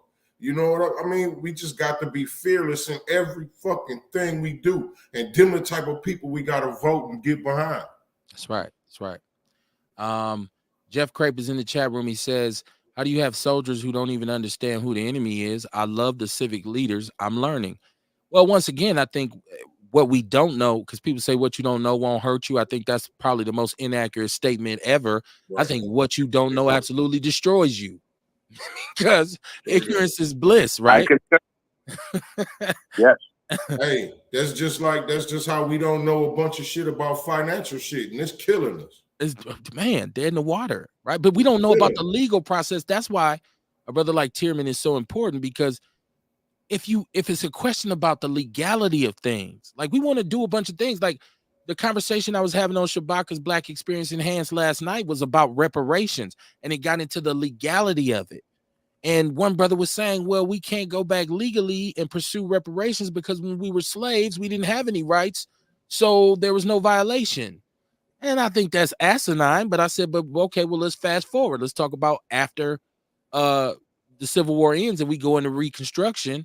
And that's 1865. And then Jim Crow and the Black Codes come in. So that's legitimately 100 years of reasoning to 1965. And we were citizens. So we were violated. So we start talking about the legal parts of it. And, you know, a lot of us just don't know the law. Some of us are just penitentiary lawyers. Like I remember, because you got brothers who've been to jail who can tell you the whole process of going through court, but they don't understand law. So, you know. What'd you say, Tierman? I say you got that right 100%. Okay. 100% accurate. Let me shout out to Kennard Rag. He says it has been important to hear what the city attorney and the comptroller does and why it's important to vote for these positions. Thank you. That is what I've been trying to do. I want people to understand. I remember one of the only things Barack Obama said that I was impressed by is, I can't remember what it went wrong, but Barack in his press conference said, I just need to know whose ass to kick. Because he was asking him, like, what you gonna do about it? He was like, I don't know who's responsible directly yet. I just know whose ass to kick. So when we have a complaint, we need to know who to take it to, right? Connie Becker. Oh, it's been a while. How you doing, Connie? She says Tierman probably gets as much support from the Democratic Party as Lena did. Whew, that's a deep comment, because man, the Democratic Party tried to handle. But to Lena's, she still, when she came on my show, she told me, Kevin, you can't criticize the Democratic Party unless you're a card-carrying member. And I said, no, I don't agree with that, Lena. We agreed to disagree, but she still had love for him. But they did try to handle her rough, you know? Yeah. You know, I respect and admiration for Lena. Lena's my girl. Always will be. Yeah. You know, people try to hate, but I have respect for it too. I always have. Like I've never, you know, I've seen Lena on ground zero, and it's a lot of people who I've never seen, right? And I've done aldermanic walks when I was a community organizer and would ask the people. We were waiting on the alderman to arrive, and so many of the people said, I'm really just here because I've never seen him before. He's never been over here. I can't get him on the phone. And I was like, really? He's never been? No, I've never seen him before in person. So, you know, to be, you know, of the people is very important if you're going to represent us. My brother, I don't want to keep you up all night, but I want you to be able to kind of put your stamp on this, and you are welcome. You know, you're welcome to come back anytime you want. Next time I want to get your audio and whatever I can do to help you in advance. Just let me know. And I know Sharina will help you too. And so, because she's a big supporter of yours. Whatever we can do to get your audio, your audio stuff set up, but you're welcome to come back. But what would you like for the people to know about you when they look at your name, when they see your name on that ballot? What's the first thing you want to come to their mind? So I don't want them to say, "Hey, we got a black man, a black candidate," because I'm going to always be the black man. I can only identify with that. That's who I am first and foremost, and that's the lens I can only look through. But I want you to think in terms of who is the best qualified person to represent you. Just like in my estimation, when we talk about the comptroller, I mean, heads and shoulders above his opponent, Harper. I don't think she can walk on the same side of the street with him. You find somebody that has the same skill set, integrity, and information and credentials as me, then I say, fine. I don't pat myself on the back, do not need a sling. So when they see me, I like for them to think we have a true person that spent the time to qualify himself to represent us. And he's doing it. He wasn't asked to do this. He's doing it. He don't come asking us, hey, can you give me some money so I can do this? I want to be this. He's doing it. And I'm going to continue to do it. And that's it. So I just want folks to know I'm a product of this environment. I understand this environment. I've seen it morph for 5 different decades, 6 decades. 5, 3, 2, 1, 0. All right. Did that answer your question? Wow. Alexa's in the background interjected. So there we go with that Mr. Charlie stuff. But again, I just wanted to recognize and be apprised that I'm no different than them. I'm the same kid off the block, but I've been fortunate enough to come through certain adversities to get where I am. And because I have, I'm thankful for it. And I want to be able to put it to use just as I've been blessed. I want to take what skills that I have and I've been afforded to obtain to give it back. And the best way I can do this is to get in where I fit in and do this for us, do this for the betterment of our whole community. Okay, now, is there any way we can support you? Ultimately, voting is the best way to support you, but is there anything you like for the people to do to support you up until the election? Like, do you need like volunteers, or is it like, I know you said you wrote a check last time. Yes, need folks to come take signs, put the signs out, let folks know. Many times, if you don't see it, folks don't relate to it. And so many people have been conditioned to think if they don't see it on TV, it's not real. So I need to have folks to understand it, see the name, help put the name out, help resonate it so we can move forward. Let's bring it to a conscious level. And forgive me for not firing on all cylinders. I'm not feeling the best tonight, but I'm not trying to use that as an excuse. But if I can get volunteers, I have a number I'd like to put out for you guys to call, if you will. If you can have time to volunteer, if you want to sign. That is 414-765-9999.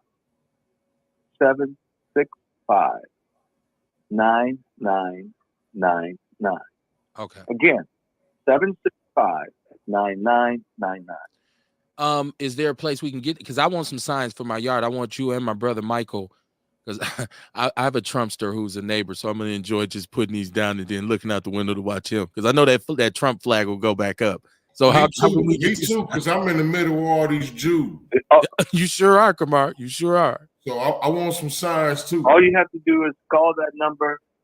Someone will bring them to you. Okay, I'm gonna give a call. Yes, sir. Well, it's always good. Listen, I have nothing but. Go ahead. No. You the guest. You go ahead, Spencer. I said I have nothing but love for my people. I love myself, and I like to see us all try to reach out and try to be a little more humanistic with one another. And we have to remember, it's not just about the way we move. If you want to move correctly, you have to understand what we're dealing with. And 99% of the time, resources are associated therewith. So you see policy shifts and change and exclusion of people, you'll know it's centered around economics. Okay. And you have to understand that. And so when people try to sell you a bill of goods, look through that. If it don't make sense, it's not real. If it's too good to be true, then there's a problem. So someone telling you they're going to shift this and make this better. And listen, that's BS. Not gonna happen. Right. Well, as usual, my brother, it's been an extreme pleasure to talk to you, man. I always enjoy, um, our conversations, whether it's on here or off the air. Like I'm always I brag about it. Like, yeah, I was just talking to the city attorney. That's kind of like a flex for me. So I'm always happy to have you on the show, and we'll I talk. appreciate it. We'll talk, man. And like I said, God bless you, and I hope your health gets to where it needs to be, because we need you strong so we can win this election. So you're welcome to come back anytime. You say it ain't nothing but a word, right? So all you got to do is reach out and we'll make it happen. And greatly appreciated it. And power to the Outlaws. Love you guys. All right, my brother. Peace and love. Mama Jenkins, she said she's available to make calls, Tierman. I don't know. We lost him. Mama Jenkins, I'll pass that along, or you can reach out to him on Facebook too. Well, we got the number, which is I dialed it. Let me pull it up.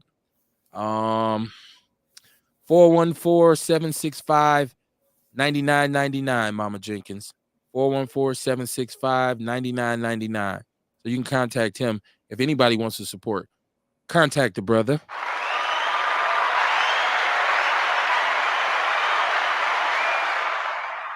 Have to do my due diligence as a information slanger, so we are often going to be able to try to bring in people who look like us, who are running for offices, and we need to support. But it is Outlaw Radio, and it's Honestly Speaking. We got a lot of time left, so I want to jump into this conversation, why I decided to call it Honestly Speaking. And we live in a time where it's keep it real. Keep it real. Everybody keep it real, right? I'm 100.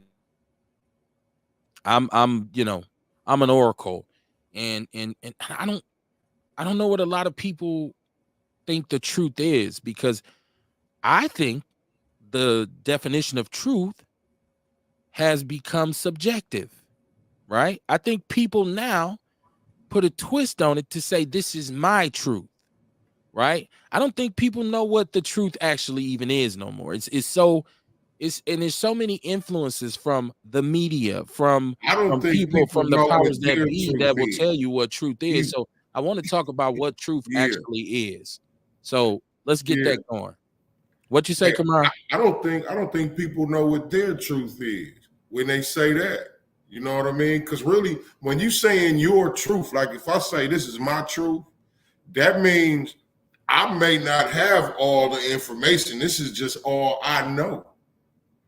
This is my truth. You know what I'm saying? Now, what I do know about the truth is there's only one truth. You know what I'm saying? There's only one truth. Everything else ain't. But you know what I mean? When people say that, that's what comes to my mind. That's all that they know. You know, because like we could be talking about anything. I could be talking to somebody about wellness, and they could be telling me that to them, all they know is milk is good for you. You know what I mean? So to them, their truth, because it's all they know. Milk is good for you. That's what I said. It's become so subjective. It's whatever I want it to be now, and that's not actually what truth is. That's right. Right, and so people will fuck you over, and you can't get them to directly admit that they fucked you over, because they will argue that their perception of the situation. Right. It's like you can't even admit you did it. Well, see, I don't see it like that. I'm trying to tell you what happened. And it's like, no, we're not. I see why so many people are confused. Like when I think about what's my truth, I think I like to base my truth on reality, regardless of my opinion on something, right? Like he just said, like Tierman just said, it's male bovine feces. Male bovine feces. That means it's bullshit, right? So I can't do something to screw you over or do my job and then make up some kind of mystical perception as to why it didn't happen. I have to deal. That's why I say I deal in absolutes. I deal in the truth. Well, when we look at especially today's society, and you deal with people just like me, and this is an excellent topic for you because you're on the other end of that phone, and your reality is I'm looking at this screen, and you need this and whatever. So and people will give you all kinds of responses about, nah, man, but or whatever. So, what do you think about this? The honest truth. Me personally, I feel that there's I think we get truth confused with facts. And me personally, I know facts are facts, and then truth is your perception based upon the facts, your experiences, your expectations, and your biases. So to me, truth is relative. That's why I like to deal with facts, because a fact is a fact, and truth is subjected to all that other shit I just mentioned. Then it's a misnomer. How can you?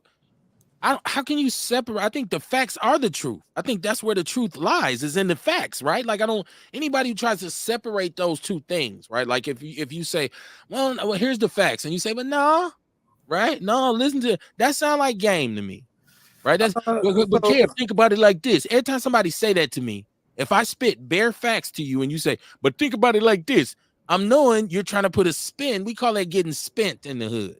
right. I mean, I look at it like this. I think our truths are bound by our awareness. You know, for example, somebody might be like, I'm vegan, so I'm healthier than a meat eater. Whereas that may not, because you got to factor You in, see, okay, and that's why I say when people say their truth is basically all they know right, to be because true. You know what I mean? Because if I never learned nothing better, all I know is what I know. And to me, that's the truth. You see what I'm saying? Because I don't know there's even more to learn. That's not the truth, though. right, Exactly. You're right, Kev. You're exactly right. And that's my point. You know what I mean? When people say their truth, it may not be the truth. right. It's just all that they know. Like as your awareness increase, your truth may change. Right. There was a time I only drank bottled water. I only drank bottled water. Didn't fuck with faucet water, bubbler water, none of that shit no more. Now I'm aware that there's trillions and trillions of microplastic particles in bottled water that get into your cells and fuck up your hormones and embed in your bladder. So it's like, even then, now it's like I can't say, well, because I drank bottled water, it was better than my faucet shit. Because with my expanded awareness, I now see where they both have their problems. You're right. And then to add on that, you may learn more about it. You know what I mean? That's gonna tell you something else, so you have even better understanding. Right. So, you know what I mean? So the more you learn, you know what I mean, the more one's individual. let me ask y'all this then. Let me ask you this then, because this is the most important part of it. If you didn't know all the facts about it, why would you stand on it? Right? Because, and this is not a shot at you, Rail, but to any individual who says, I'm only going to drink bottled water, then to me, that would mean you went and did a bunch of research on the differences between bottled water and the other water. Like, just for you to say, because first of all, you don't know how long this water been sitting in a warehouse somewhere. We've learned that sometimes if it's sitting in the sun too long, there's a degenerative condition with plastic in which it basically seeps into the water, right? And so if you haven't done all that research, then I don't understand why you would come out. That's like coming out the house half dressed. My thing would always be with anybody who said, I don't drink nothing but bottled water, Kev. I say, what's the difference between the two? If they can tell me the chemical makeup, right? So that's not truth. That's not that's limited perception. Knowledge, that's what truth is. Knowledge is infinite, right? Knowledge is infinite, right? So, like, who's to say you would ever know all? No, you know what I mean? Who's to say you would never know? You know what I mean? So at least know it's not healthy. This is why it's so important to not get caught up so much in the arguments and the debates and stuff. Come on. At least know it's not healthy. Okay, maybe you don't need to know everything, but at least know it's not healthy. Right, but you see what I'm saying? It's always something to learn. Even like what I'm right now, where I'm at, you know what I mean? I'm still learning about different stuff that I didn't know before.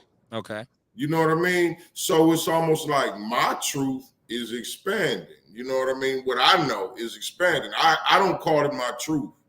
I call it what I know. You know what I'm saying? I mean, and learning Because is I get what you're saying. Like when people their truth may not be truth. You know what I mean? It may not be the truth on something because they just may not know it all or know more. right. And sometimes you don't know what you don't know until you learn some more shit. Right. That's You it. know, in That's my what I'm getting 20s, my truth was that Jesus was the way and the light. There was no other way to heaven but him. You know, that was my truth at 20. Right. Now at 40, it's like, oh, okay. I They didn't know actually What the fuck was got that? Hold on, Dion. Hold on. You got to mute your device or something while you are getting in the background and shit. The fuck? Oh, my bad. Right. Real, I still think, even with that example, yeah. I still think it behooves you, as my mother used to say, to look at both sides of the coin, right? Right. Because, and this is what I learned from growing up in the church as a PK, right?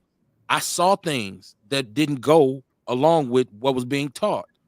So as an inquisitive child, I had my father to go to and say, hey, Pop, woo, woo, woo, woo, woo. And he would lay it down to me and say, well, let me explain first to you the nature of man, right? Like you are not, I don't care how many times you join the church, I don't care what doctrine that you get under, you are not immune to sinning or making a mistake. And so whoever sold the narrative that there ain't some people in the church every Sunday hooping and hollering who ain't doing the same shit that's happening in that they call worldly people, they lied. You have to understand the duality of man. That's what he explained to me. So that gave me a perspective of, yeah, it's good to pursue that and try to achieve that. But at the same time, understand, I can't go to nobody and stand on some high moral ground and call them everything but a child of God because they don't be in Bible school every Wednesday. Right? So I get what you're saying. Let me catch my chat room. And then I got Dion on the line, as y'all so conveniently heard, right? While he's cussing out the dog and shit in the background. Jeff said, gents, let's talk. I want to support where I can. Let me know, Jeff. Serena's asking me about the Bucks. We'll get into the Bucks. The Bucks are built. They're the way. The problem is the team is flawed in the way it's built. We'll talk about that. If you understand basketball, the Bucks right now have to trade some players. They have to, because it's just too much of not enough. Okay, we'll get to that. Ewok said alternative facts is some people's truth. All bullshit. There you go. Right. Alternative facts. He said almost called. Me and KB spent the 1.5 hours on the phone talking truth. Truth doesn't equal real. I think truth is deeply rooted in reality. So I would disagree because I don't recall anything we talked about on my end that I was lying about. Right. So I think there was a lot. Well, at least Kamar said my truth. It was my truth. He said the day now you can't tell the truth. It's an attack on it. Mama Jenkins is talking about Century with rotten food. They just opened. I think it's on Silver Spring. She said they come to the neighborhood selling inspired food, collecting those stamps. You know what I learned when I was with the Panthers and we exposed Lena's on Capitol with the expired food and went viral. Thousands, tens of thousands of views on us going in there with 3 shopping carts and filling them up with meat, rotten meat, expired meat, and black people was mad at us. Leave them alone. Them Arabs cool. That's our store. Like what? We made them apologize on 98.3, and we made them pay kids $20 a piece to do a neighborhood cleanup and then cook hamburgers and hot dogs for them after it was over. Right? Was the hot dogs rotten? Did y'all check the dates? People hated on us. They Did said y'all check the dates on the hot dog?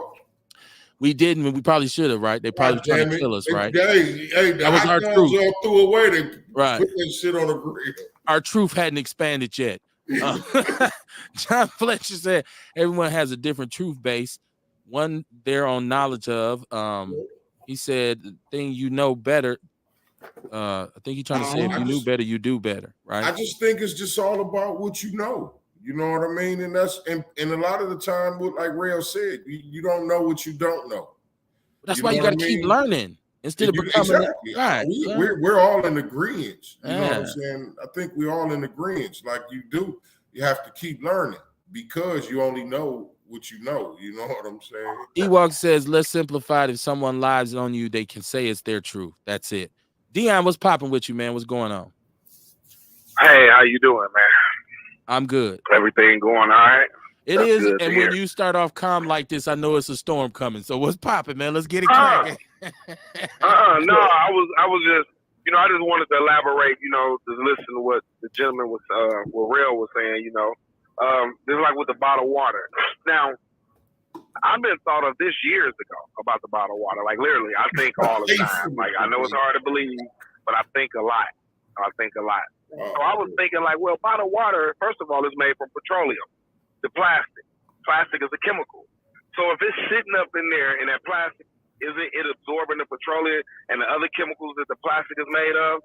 Not only that, when we use certain products, hair products, skin lotions, cologne, deodorants, toothpaste, it absorbs it to our skin. Aluminum. Just like what animals eat.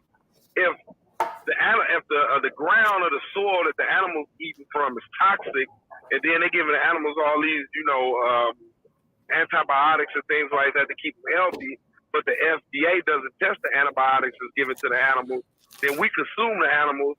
We consuming a lot of things. That's why sometimes, a lot of times, in people's family, you won't have any history of cancer, but then all of a sudden now you have cancer. Grandmama didn't have it, mama didn't have it, nobody had it.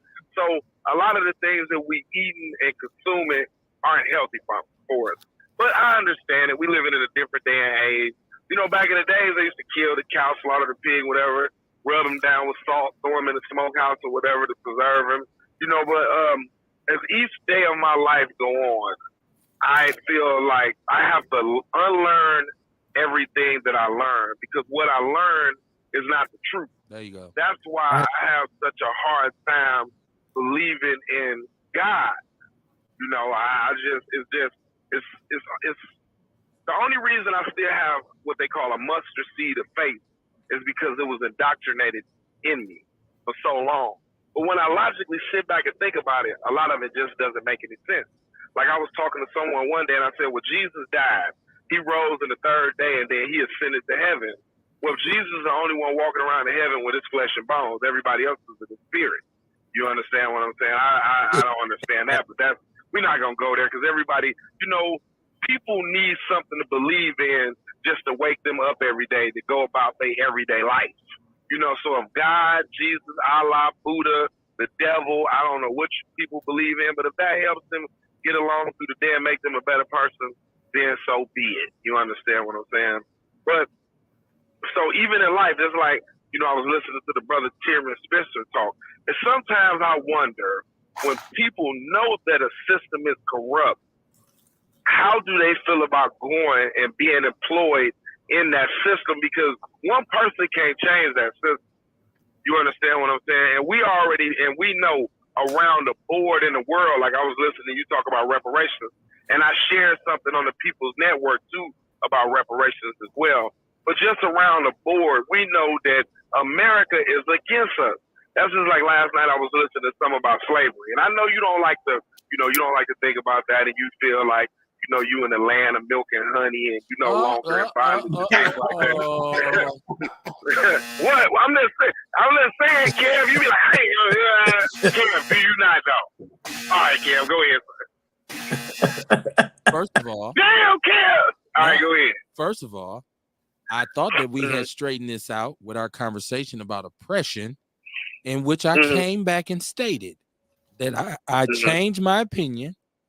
Like Kamar Rail just said, my knowledge base expanded, and I changed my perception on whether or not I was oppressed, because I am part of a group that is treated a certain way, and I'm subject to be treated the same as any other person, regardless of my social status or my monetary status or how much success I'd had. If the police had pulled me over right now, they treat me just like a regular nigga. So I did come back and say, okay, in that regard, I am oppressed. And I want, and another thing about slavery is what I acknowledge the travesty of slavery. I acknowledge the criminal aspect of it. I acknowledge the effects of it. What I don't do is use it as a crutch to not achieving now and expecting more from myself. So I don't say Mhm. I can't do this because I was a slave. I can't do this because Yeah. my grandparents were slaves or my great grand. Oh, slavery won't let me do that. I don't wear that cape. So I Mhm. just want to straighten that out so you can Mhm. continue. And Yeah, you all had right, me I understand that. you had But me you fucked know, up, like as they last, say. no, you know you my guy, man. I You know. know, I was listening to something last night, and it really made me think. And see, that's the thing about us. We so used to now, but a lot of us probably ain't really thought and put ourselves in that position. Do you know, living on that plantation, you had to depend on that white man, the oppressor, for everything that you needed. Your medical needs, your food, your water, clothing. You know, like, and when I thought about it, because I tell everybody, I said Reconstruction. This is the form of Reconstruction right now, right? And I seen it that day when me and Real was going through that situation with our lights off. We still have to come to these people for jobs, even if, okay, say you create your own job, you still got to deal with them. You know, like if I like you said, I drive a truck. So if I wanted to drive me, deliver stuff in my truck that I own, no one owns it but me, I still got to go to the white man and ask him, can I get a contract? Mr. Charlie, can you send me over here so I can deliver this product? There is no way that we could get around white supremacy. You know, I'm talking about we got to come to them for our food. We got to depend on them for water. We got to depend on them for electricity. I'm glad that I be hearing you guys because I don't know how to grow no crop. I don't know how to. I don't like animals, so I couldn't cut no chicken head off and pluck him. That's bad to me. You feel what I'm saying? Your ass Wait, what you say, Bull? I said you could learn to grow vegetables, and if you can't cut the chicken head off, stop eating meat. We can do that what? shit. I ain't gonna lie, bro. I couldn't. Hey, I like animals, bro. I just have to be we gotta stop what you saying, call that? The first thing we gotta stop saying like animals, what we bro. can't do. Okay. I said first thing we gotta stop saying what we can't do, man. Because like again, we can learn this shit. Now we dwelling back in our truth. We can't do this, we can't do that, but we can do it. The truth is we can do it. Yeah. If we want to do it, if we gonna put forth. Okay, I'm gonna retract that. I can't. I don't know how. I don't have the knowledge of it. Let's just say we don't want to. Okay. Yeah. Basically, it's easier to go buy a pack of chicken than to kill one and drain the blood out of him and pluck his hairs out of him or whatever. Hey, Dion. You know, so I can tell you this is not as hard as you think because I will put a seed in the ground and murder an animal in cold blood if I gotta eat. That's bad. But I had country parents from the South who I told you my original trauma was going in the garage after I got out of school. My brother and myself with about 6 or 7 chickens, and we were so happy. Oh, we got pet chickens, and we was naming them, and that's Ken, and that's Bill, and that's Bob. And my mother came in the garage and said, "Oh, y'all done found the chickens." How we said, "Yeah, Mom." I said, "Mama, this is mine right here." She said, "Oh yeah, let me see it." And I gave it to her, and she wringed his neck and tore his head off. And she commenced to murder every chicken in that garage. And you know what though? And to keep it real with you, the white man don't really want us to have true independence. They don't, because if they wanted us to have true independence back when they freed us, they would have gave us that 40 acres and a mule they promised us. Because a lot of people don't understand. You know, they just their mind is not as in tune with slavery or just being black as it should. It was 4 million people that were freed. Because you imagine that they've been living on that plantation since they came out their mama womb. When them people told them they was free, they ain't had nowhere to go. They had to stay on that plantation. They still had to endure the oppression. Now here comes sharecropping. You know, the years of Jim Crow law. See, we don't understand that because I'm not going to say we, but a lot of people probably don't understand it, or maybe they just don't want to think about it because it's so oppressive. And I hear you talk about your mom, and then I watch a lot of stuff. Your mama probably wanted to forget that stuff, man. You know, she probably seen people hanging from trees. Could you imagine, man, me, you, Bull, and Rail kicking in the shit, and we driving, and we like, God damn, man, hung Mike from the tree. We just was talking to Mike a couple hours ago. And now them white folks over there pulling them up, hanging them from a tree. Hold on. Let's not talk over each other. Kamar, what did you just say? I said Mike done looked at that white woman and now they got him hanging. Well, let me put it to you like this. Yeah, we can say, oh, that would be bad if we seen Mike hanging from a tree. But I've also been at the scene of a murder of one of my homeboys and seen his brains on the ground. I didn't see a dude hanging from a tree, but I've seen a dead body. Want to go see a dead body? I've seen that when they ain't covered it up yet and it's laying in the street. So it's the same situation. It's the same set of trauma in my eyes. But I will say this about my mom. Even though Scott Epicet told me he don't like when I go to talking about my mama because he said he feel like I'm pandering to my base. I don't give a shit, right? My mother didn't want to forget it. She didn't. She wanted to use it. She wanted to use it every day of her life as motivation to be better and to be stronger. And she was so appreciative of the situation to be able to know better. Because she would tell some of those stories sometimes, and we'd be like, Mama, that was horrible. And she would say, we didn't know no better. We didn't know any better. And so she was appreciative that it was something, because you didn't get to go to college. You didn't get to finish high school. What you had was real life lessons. So she learned in real time. That's why she could budget a household and run a household, you know, so effectively and efficiently and raise us, because she had real life skills and she learned them because she had to. So my thing is, you would learn how to kill a shit out of a chicken if you had to. If you couldn't buy one and you looked over in my yard and I had them, and you every night you like, it smell like they frying some good chicken over there. And I say, Dion, I'll let you have one, but you got to kill it yourself. I guarantee you the next day you had that motherfucker split wide open. So that's No, I won't kill it, bro. I like animals. Yeah, okay. Until you Now, hungry. if we was living in a different, but you know, that's just like how you was just saying, you know. And another thing, you know, we can't fathom walking down the street and one of them woodies walking past and say, nigga, you better get off this sidewalk with me, and you gotta, you know, and bow your head down and be meek to him. You feel what I'm saying? They endured that in the South, man. When I be looking at them old documentaries, man, it be so, I'm talking about it hurts, man. It hurts every blood vessel that I have, that these people still have so much control over us. You feel what I'm saying? Like, people don't understand that, man. Like, this is just deeper than all black versus white. Like I said, these people control every aspect of our life, you know, and they trying to get, I don't know what they trying to do, but they trying to do something, you know what I'm saying, with this 2025 by putting Trump in there. And them Republicans is crazy. What's her name? Marguerite Taylor Greene, whatever that. Like, these white folks is insane. These ain't the, you know, you got the rational white folks, and then you got these motherfuckers that just be like, did you really believe that shit? You know what I'm saying? So the only thing, you know what I'm saying, that I just want to say is that whatever's going to go on, I hope that we all make it, continue to be prosperous.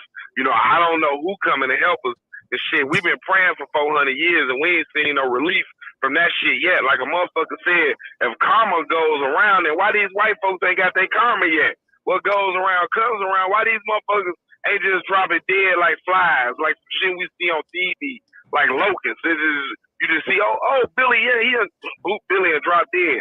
So, you know, I don't know what's coming for us, man. You know what I'm saying? Whatever's gonna happen is gonna happen, and it is what it is. We ain't. All right, I'm gonna let y'all go, and I'm gonna finish listening to y'all. And you know, as always, man, sincerely from my heart, I love you niggas. Real, I miss you, boy. I don't know what juice lady at. You know, I know our romantic relationship didn't work out, but she's still alright with me. I fucks with her though. You know, she's funny. Don't do that, Kev. Don't do that. Don't do that. Don't do that. Yeah, hey, but I'm persistent though. But yeah, I'm gonna let y'all go, and shout out to Miss Jenkins, because she always chopping it up with me on Facebook. So I'm gonna let y'all go. I'm gonna finish listening, man. Have a good night. I left y'all. All right, man. So I guess my thing would be, when we start to talk about, you know, that thing, everybody in this country is being controlled. It's not just us. And there's no country or civilized city, or I should say civilization, where the government is not controlling the people. Like it's not just us. I know a lot of black people like to think we're the only oppressed people on this planet, but it ain't just us. And we're not the only ones who get manipulated, right? And so I believe Jeff Crapek called in and said, I thought I had seen the hood until I went and seen the slums in Asia. And he's like, y'all have no understanding. So it's not just us, but it's kind of Hallmark for us. It's kind of like a Hallmark holiday for us to say, oh shit, man, what they did to us.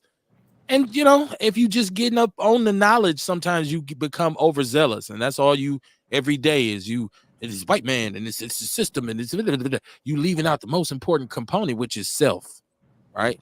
Never underestimate the power of self. Let me check my chat room because I'm behind. John Fletcher, okay. Ewok, I got that. Jeff was saying that he fucked with Kamar because he said he spoke with you about 10 or 15 minutes, and then Jeff kind of jumped out the window in the chat room. He said I fuck with Doc. He spent 10, 15 minutes on the phone, and then I'm not gonna put up the next comment that he said. Serena said glass is better, and I'm not gonna put it up because he made a mistake, and so he straightened it out and said I fuck with him. That was gay because what he actually had put up was this: I dick with him. Oh man, horrible. It was a faux pas. It was a faux pas. Come on, he straightened it out. I know, man. I know it was a mistake, man. I ain't joking. No more vitality for you. Oh shit. He said plastic is a state of matter, not a material. Not trying to be an ass. He said it's about BPS. I've heard that before. I'm just catching up, y'all. So if you said it a minute ago, don't shoot the messenger. She said, start looking up those. This is Serena Lynette. She said, start looking up those big words on the back of those food products. Serena, I don't know if a lot of people are really ready for that. Because when they first diagnosed me with high blood pressure, I went into, and I was told what to look out for. And I went into Walmart, and I couldn't find nothing I could eat. I was looking at, let me see what's in. Oh, shit, can't have that. Damn, look at the sodium in this. Oh, can't have that. Man, you got to change a whole bunch of shit. If you're gonna start, dealing with them labels. But that's a deep dive. The thing is, the shit we call whole food is just real food. Everything we eat that ain't whole food is something that was made in a laboratory and processed in the factory type shit. Yeah. Well, yeah, because it has to be mass produced. You got billions of people to feed, and you got to turn a profit. Expensive nutrition. Hey. Yeah. Even the animals we eat. Right. Like, homogenized. I think we talked about that. You know what I mean? Yeah. Even the animals we eat is genetically modified. Well, this was Cat Williams was talking about that McDonald's potato. Yeah, that's real. I think that was a joke. That shit is real. That's real. Real as a motherfucker. It got off gas for weeks just so it ain't toxic. Jeff says bisphenol is the issue. Let's talk. Ernest said, Dion, life definitely is not a freak, chance, or accident. Something created this. It's true. Sharina said, just because my truth is not yours doesn't make you a horrible person. Politics and religion will make two great humans hate one another. Those topics start wars. Well, once again, that's opinion, though. Like, the truth can't be argued. To me, in its purest form, the truth can't be argued. Water is wet. That's it. It really ain't wet. What it is, it's wet. Right. Right. Three things you can't hide: the sun, the moon, and the truth. Well, the truth is the truth. Did you do it or not? One time, listen, and I hate to even say this because I got so many stories, and this is my brother with his crazy ass. We had a situation. We had a situation in the community where an Arab shot a person of color, and it was allegedly over the theft of some goods, right? And so in having this conversation with my brother, I'm saying, this shit was crazy. They're not charging this dude. Where's the justice? And my brother said, well, you got to ask yourself, did he steal this shit? And I said, yeah, but that's not the point. And he didn't have to die for it. He said, did the man steal the shit? I said, he did. He said, that's it then. If he hadn't stole it, that's the facts. Shit wouldn't happen. I said, but hold on. He said, you can say whatever you want, but I ask you again. When the man was laying on the floor after he got shot, did he have the shit in his hand? Well, yeah. Well, he said, I'm not saying he should have been murdered, but if he hadn't stole the shit, he wouldn't be dead. That's right. You don't know if he'd walked out the station and got hit by a bus, because if it's your time to go, it's your time to go. But the bare truth of it was, he did steal some shit. And I think that's why a lot of people don't want to face up to it, because, like they say, the truth hurts. Sometimes you can't get a person to admit something because it hurts them. right? They don't want to admit it. Like, nah, I just can't. Might embarrass that ass. Yeah, I just can't. Nah, I can't claim that one. I ain't. And I know some people will tell you for like, yeah, hell yeah, I did that shit, but I wasn't gonna tell them. or I wasn't gonna say nothing about that happened to me. Like, then once again, you're bending the truth. It's not the truth, right? If it's not the absolute. Now they telling their truth. That's not to say I've never lied before. I don't want people to think Kev trying to act like he ain't never lied. Hey, when the motherfucker telling you something and they ain't telling you the whole story, they telling you their truth. And they lying to you. Right. They lying to you. If I say, Rail, what happened? And Rail tell me what the other person did and didn't tell me shit he did, and I go confront that man, he say, man, that man slapped my baby. I say, what? And then I call Rail, yeah, shit. I thought I told you that. No, you was lying. You lied to me. And I'm upset with you, Rail. Not that Rail slaps babies, but you know. Jeff said plastic is a description of how material behaves: solid, liquid, solid, gel, plasma. Holla at him. He's the plastic expert. He said that's how some dangerous bottled waters exist. He said, I know how to grow crops and how to be self-sustainable. Well, I know how to grow crops and hunt, but I can't say I'm not ready either. I want to stay on the grid. To be honest with you, I choose the grid. Fuck all the bullshit. I'm old now. I ain't got the energy to be cutting down trees and shit for firewood no more. Let me go, like Dion said, let me go buy me a pack of chicken. I just fried some chicken legs the other day. They was good as hell. Man, delicious, I might say. He said he'll show me. Okay. The truth. We can do it. Thank you, Kumar. That's Serena Lynette. Say it again, KB. Zombie hits. I know you was calling me, Jeff. I get worried about your audio, but I'm gonna give you a shot because Jeff got a heavy voice, and Jeff Kamar and Jeff get to talking at the same time. Then Dion call in, the shit's over. It'd be like, people be like, what the fuck am I listening to? He said they're building shelters and moving away already. Some people are, but some people coming back to the city. Some people who've been in the burbs and in small towns are saying, nah, I'm getting closer because they experienced the outages. They experienced it. One of the first things I seen as an intern at Fox 6, I went on a story with a reporter, and I went to a subdivision, and they had the sump pump, the pump in the community that dealt with their sewage, because they lived in a subdivision. It had backed up, and they had raw shit in their basement, and I was dying laughing. And he was like, why are you laughing? And I can't remember which reporter it was from Fox 6, and I said, because these are the same motherfuckers that ran off from the city as soon as a black person moved on their block. It was all older dudes, worked at Miller, had Harleys in the garage and shit in this subdivision. I knew their ass was the ones. I blamed it on them. That was my truth. I don't know how true it is, though, but I did laugh at it. And I had a good time. Boy, that's some bullshit when that motherfucking drain back up in the basement. That happened to me a long time ago in the old dope house. Wow. We had a dope fiend go down there and get that shit up out of there, man. Hey, look, then the motherfucker told us, it was like, hey, man, y'all might want to turn the power off in the house. You know what I'm saying? Because all that water is down there. Man, look, we hollered down there to the basement. Hey, man, go over there to that box. That's so bad. For 2 for 15, right? Like, come on, man. Kumar, shame on you. Shame on you. That was horrible. Serena said I was never a slave, so I don't know. Not my truth. Yeah, but the truth is slavery existed, right? You can acknowledge it. I mean, we tend to go back and forth about what its effects were on us, and none of us really know because none of us were there.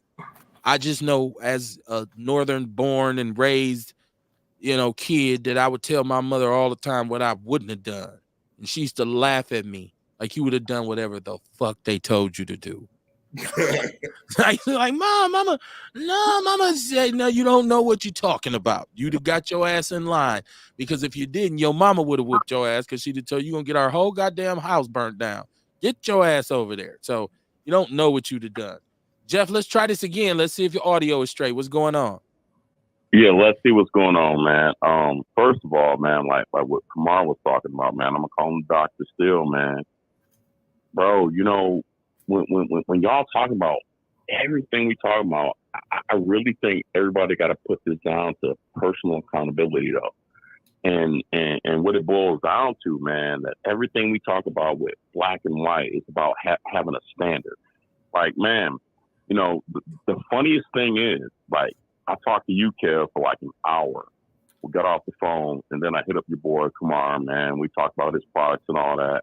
I'm gonna tell you, bro, this dude sold me on what he's doing because he talks some real shit. Like, it wasn't no sales pitch. It was this, and the other. And the reason why I don't sell those individual, like, bro, this dude said this and I'm on it. The nigga talk real. The same way you talk real, Kel. Like what I try to get people to understand, man, that when you're talking from a place that everybody comes from the same place, you understand it. And so when a dude's doing something, bro, it's not like a matter of, oh man, he told me on this product. It's like, you believe what that dude's saying. That's it. And so when we're going forward, we're talking about all this, man, I think it's all great, man. And support your cats, bro. That's it. I want to leave it there. I want to be real funny, and I want to stop, and I'm going to go ahead and end up the phone because I was going to bring up some shit that me and Kev talked about, but I'm not. That's personal between me and him. Support you guys. Do your thing, bro. Appreciate you for not telling my secret. I'm gonna say some shit that me and Kev talked about the other day, but I'm not, bro. I'm gonna leave that between me and him to some hood shit, and we're gonna let it go, man. That's not for the audience, bro. So love you guys, man. Kev, do your thing, man. I respect so much this dude is doing so much for the community because I know where this dude came from, bro. And I say that so 100. I know where this dude came from. So what he's doing, the work he put in, bro, that shit is so 100, bro. That is so genuine. Appreciate I'll leave it, it there. So I ain't gonna tell no tale stories with that because I can tell some shit. No Capitol Drive tales. No, don't tell none of that. No, none of that shit. Cause we talked about that shit, and we gonna leave that alone because I'm just gonna say he's 100, man. There we go. But that is the dude who walked in that field who almost got his ass whooped by like 15 niggas though. That's real shit. There would have been no ass whoopings given out that day unless it had been y'all. Hey, bro, we gonna leave that up to chance. Hey, Sam, we gonna leave that up to chance because you had like 15 niggas that was mad at you, bro, when you walked in that motherfucking field. And notice not one of them touched me because that would have brought it wouldn't have been no more football that year. That shit would have been shut down. Trust me, man. Especially then. And I ain't just talking about me. It would have been over. Hey, we ain't gonna do this narcissistic shit, bro. I'm gonna say you walked in that field, you said what you said, and you should have got your ass whooped for it, bro. Well, you know that. No, I don't know shit about me getting my ass whooped. You had your chance. Didn't no dude touch you, including me, bro. You had your chance the next day when I suited up. They couldn't fuck with me. They tried. They got fucked up. So I wasn't no. But I appreciate you though. I appreciate you. Kev, like we were talking on the phone, I'm gonna say this, like we were talking, man. You know what, bro? That moment, it's like, who the fuck is this little nigga? And it's been that for life. Like, who the fuck is he? That was it. We knew each other from the hood, but it's like, dude, this dude walked on the field, like, bro, and we gonna leave that there. Yeah, let's leave it there. That's my testimony. They said let's put that in the parking lot. Yeah, we go into training. They said we'll put that in the parking lot. All right, man. All Sam, right, good talk to you, man. Do y'all thing. Yes, sir. All right. Sharina said, like my mother would talk about how she picked cotton, but at that time they were paying. Definitely the experience of our elders has given us the courage and determination to move forward. Well, that was my mother's whole thing.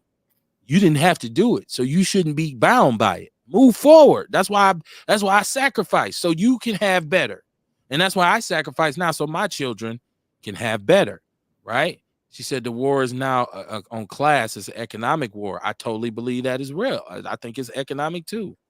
She said to me, yeah, you don't know what you eat now. You don't know what you eat.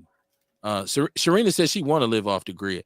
When I would stay and I stayed in the summer with my grandmother down south, I consider it off the grid. You had a light on the road, but it was, it was pretty primal in terms of, and my grandmother too killed chickens. Hey, y'all go set that chicken trap up. This is what we gonna eat for dinner.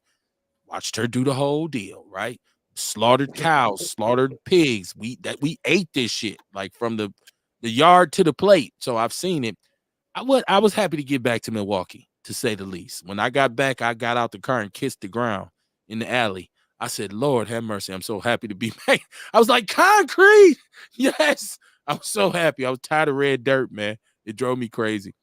But yeah, shout out to Jeff too. Tell I should have got my ass whooped. Please. I wish a motherfucker would have touched me. Shit would have been whole season canceled. My whole family would have been up there the next day. We'd have burnt that motherfucking school down, man. Nah, man. Like I said, they had their chance the next day when they put me in pads and say, okay, here go the freshman who's talking shit. They lined up, ask each and every last one of them what happened to them. I put them hands on their ass. Get the fuck out of my way. Right? Serena said you don't know who his cousin is because it wouldn't happen. Well, that's what Serena, I forgot. Serena knows. She knows my family too. That's just one of them, Serena. That's just one of them. It would have been. That's what I'm saying. Especially back then, cats hadn't even went to the penitentiary yet. Everybody was still free. It would have been like, man, woo, shit. I would have been like, now how am I supposed to go to school behind this shit? Y'all done went up here acting a goddamn ass. Hey, we didn't get to say rest in peace to Carl Weathers, who passed. He was 70 some odd years old, and played for the Vikings and was in a lot of iconic movies. This is Action Jackson. I always say how the brothers in the 70s first got to see Shaft, and that was one of the, the first black dudes that they got to see on the screen whooping ass and getting a girl. And Action Jackson, when we was little, was like that for us, although we had seen some of the others, but Action Jackson was the black action dude, blowing up buildings and shit and shooting it out. Jackson. Right. He Apollo Creed and in Predator. He was a dude who really made his mark, man, and he passed. Yeah, so rest in peace to Carl Weathers, man. Black History Month. Rest in peace to Carl Weathers. Now did y'all see this Club Shay Shay interview with Monique? Or are you just like, Yeah, I'll be on it tonight or in the morning. I watched it. Yeah, I watched snippets of it. I'm not gonna lie and say I watched the whole thing because I after a while, Shannon, my ear gets tired of Shannon. I don't know if it's his accent or hold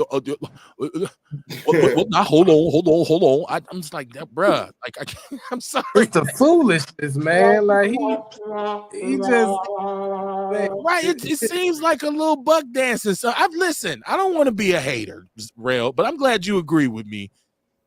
I think it might be the accent. It's just there's everything about it for me. Like even the only one I really watched the whole full episode of was the Cat Williams one. Because I always cut him off early because he now what you gonna do with it? Right. Or like, even with the Cat Williams, like now what you say, Real? Now why don't you like Wanda Sykes? and it's like the Cat Williams had to say, no, it ain't Wanda Sykes that I'm beefing with.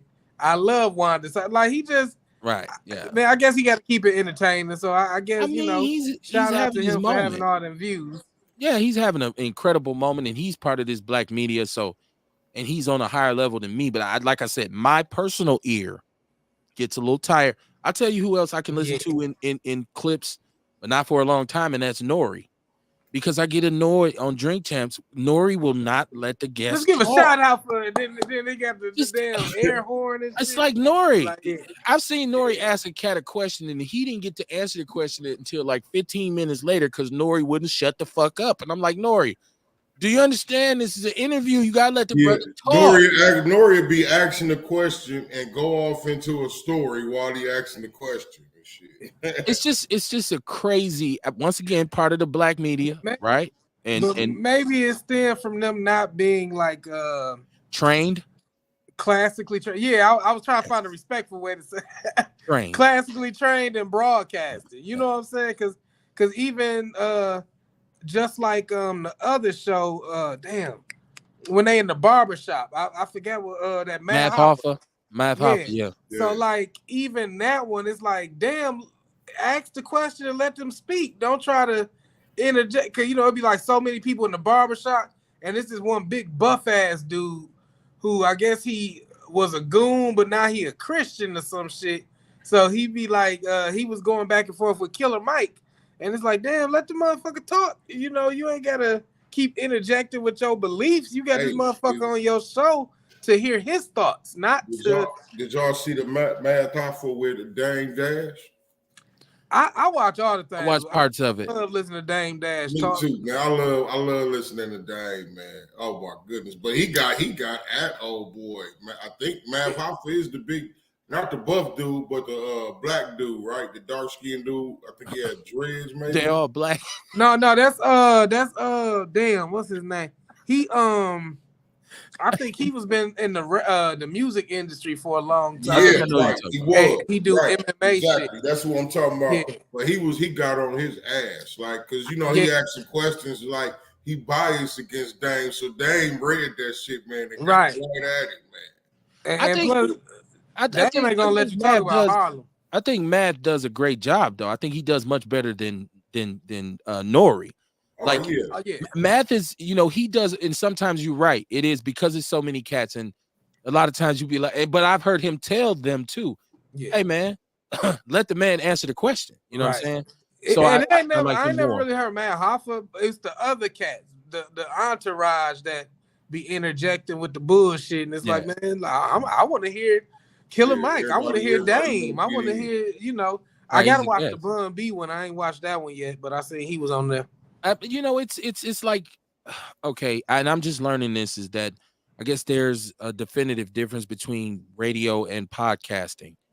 And so in my mind, because now, due to the explosion of content creation, most major radio personalities have a podcast as well, right? Because it's just so unfiltered, and your ability to create your own kind of lane is so great. But there are people with podcasts that it's very hard to listen to them, right? And it's a lot of them, right? And I watch so much shit on YouTube, and I usually my thumb is quick, boop, boop, boop. You know, it's just because I'm like, I can't listen to this dude trying to interview somebody. But yeah, it's a lot of them, man. But I thought the Monique thing. The only thing is, first of all, I don't think she was saying anything we hadn't heard her say. And I feel like anybody who comes after Cat Williams with this kind of thing is just copying, right? Like I won't say clout chasing, because I don't believe it's necessarily that, because since this is honestly speaking, I think Monique has her truth. And I think a lot of times when you got your truth, you need to get it out. But it wasn't as groundbreaking as, you know, I didn't think it was as, and even breaking. I think that's over putting too much on it. But I think what Cats did was it sent a wrinkle through the industry. And all of a sudden, everybody started questioning everything and everybody, right? And putting people on blast, and people's getting called out. But I just didn't. Monique is another person who I can't listen to for a very long time. Yeah. And Monique, though, she more accent or the baby, honey, and all that. I just like, I'm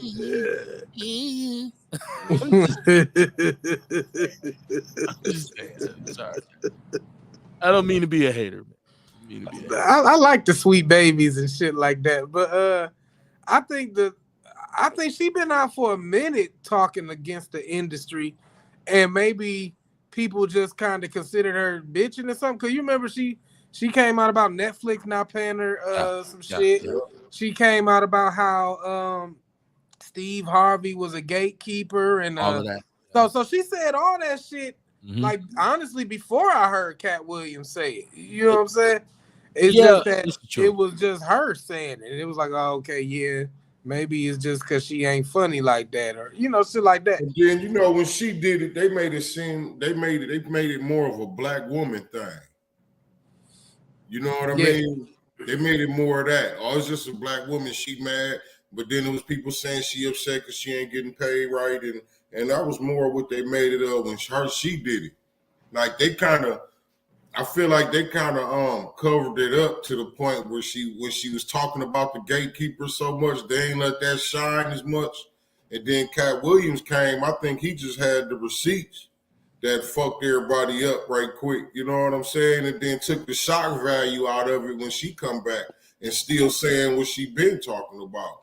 I think he just took away the shock value from it. So I remember when Monique and I remember I kind of went at her on this show because I was like, here's a person complaining about a $500,000 offer. Like I once again, she knows her worth and she is in her career and I'm not.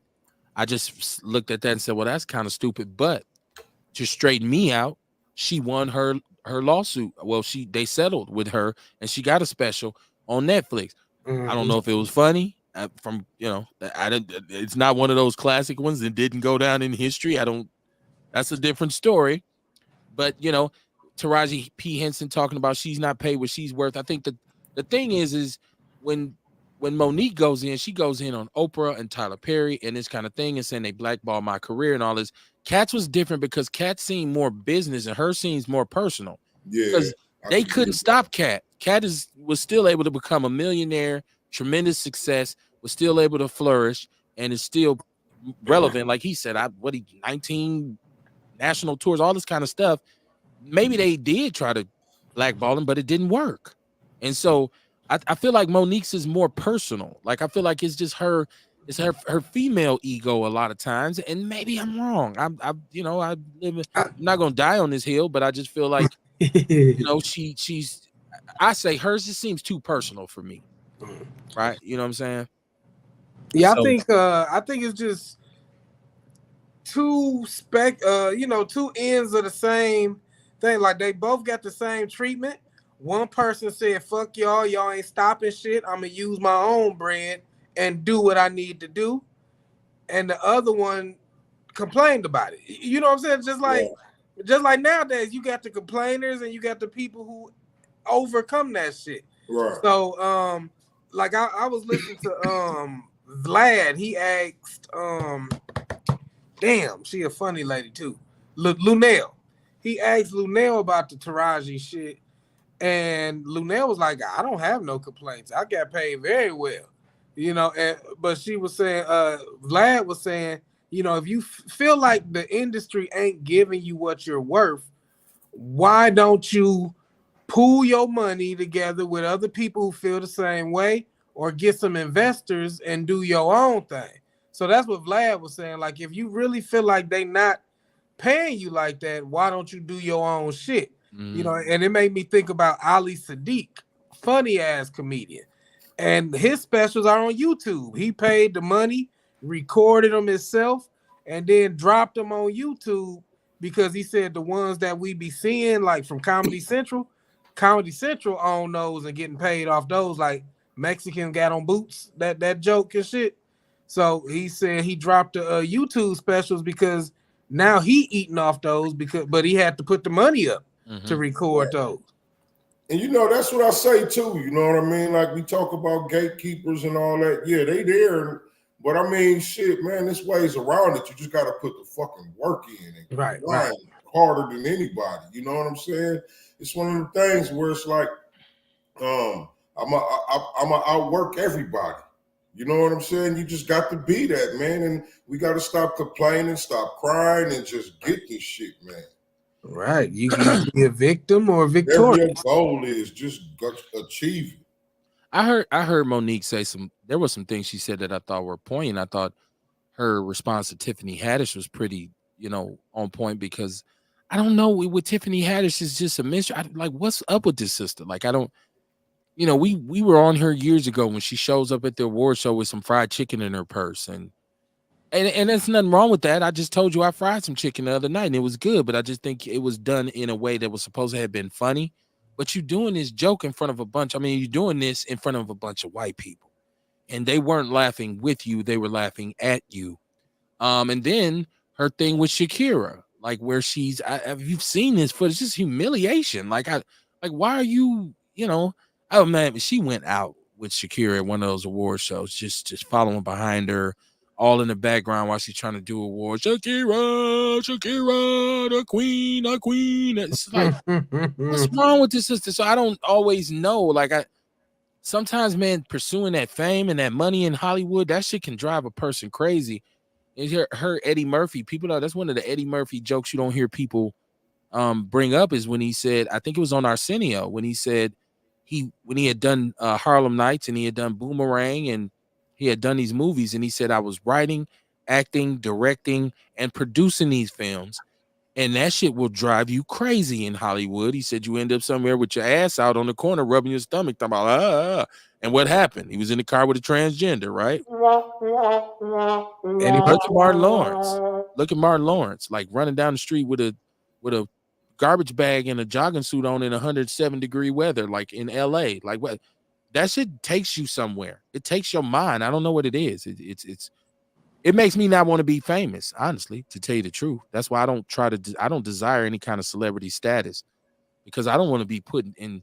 I guess when people get to face with all these different deals and options, and you got to say, I could do that, but it'll fuck some people over, but fuck them. I'm gonna get this money. Like it becomes very hard, man. I can't say because I don't deal with the amounts or the opportunities they deal with, but it's crazy to see the effects that it has. I do want to say this before we go, and I had a lot of other stuff, but shout out to Tierman Spencer, and I'm glad we were able to get that done. I try to keep the show manageable. I'm working on finding an editor so we can just really put a lot of clips out here. And this is once again a journey. I think I have the person in mind who's going to help me out with it, but I'll see. But remember we kept talking about how weird this instance was when the lady died, when she fell and hit her head.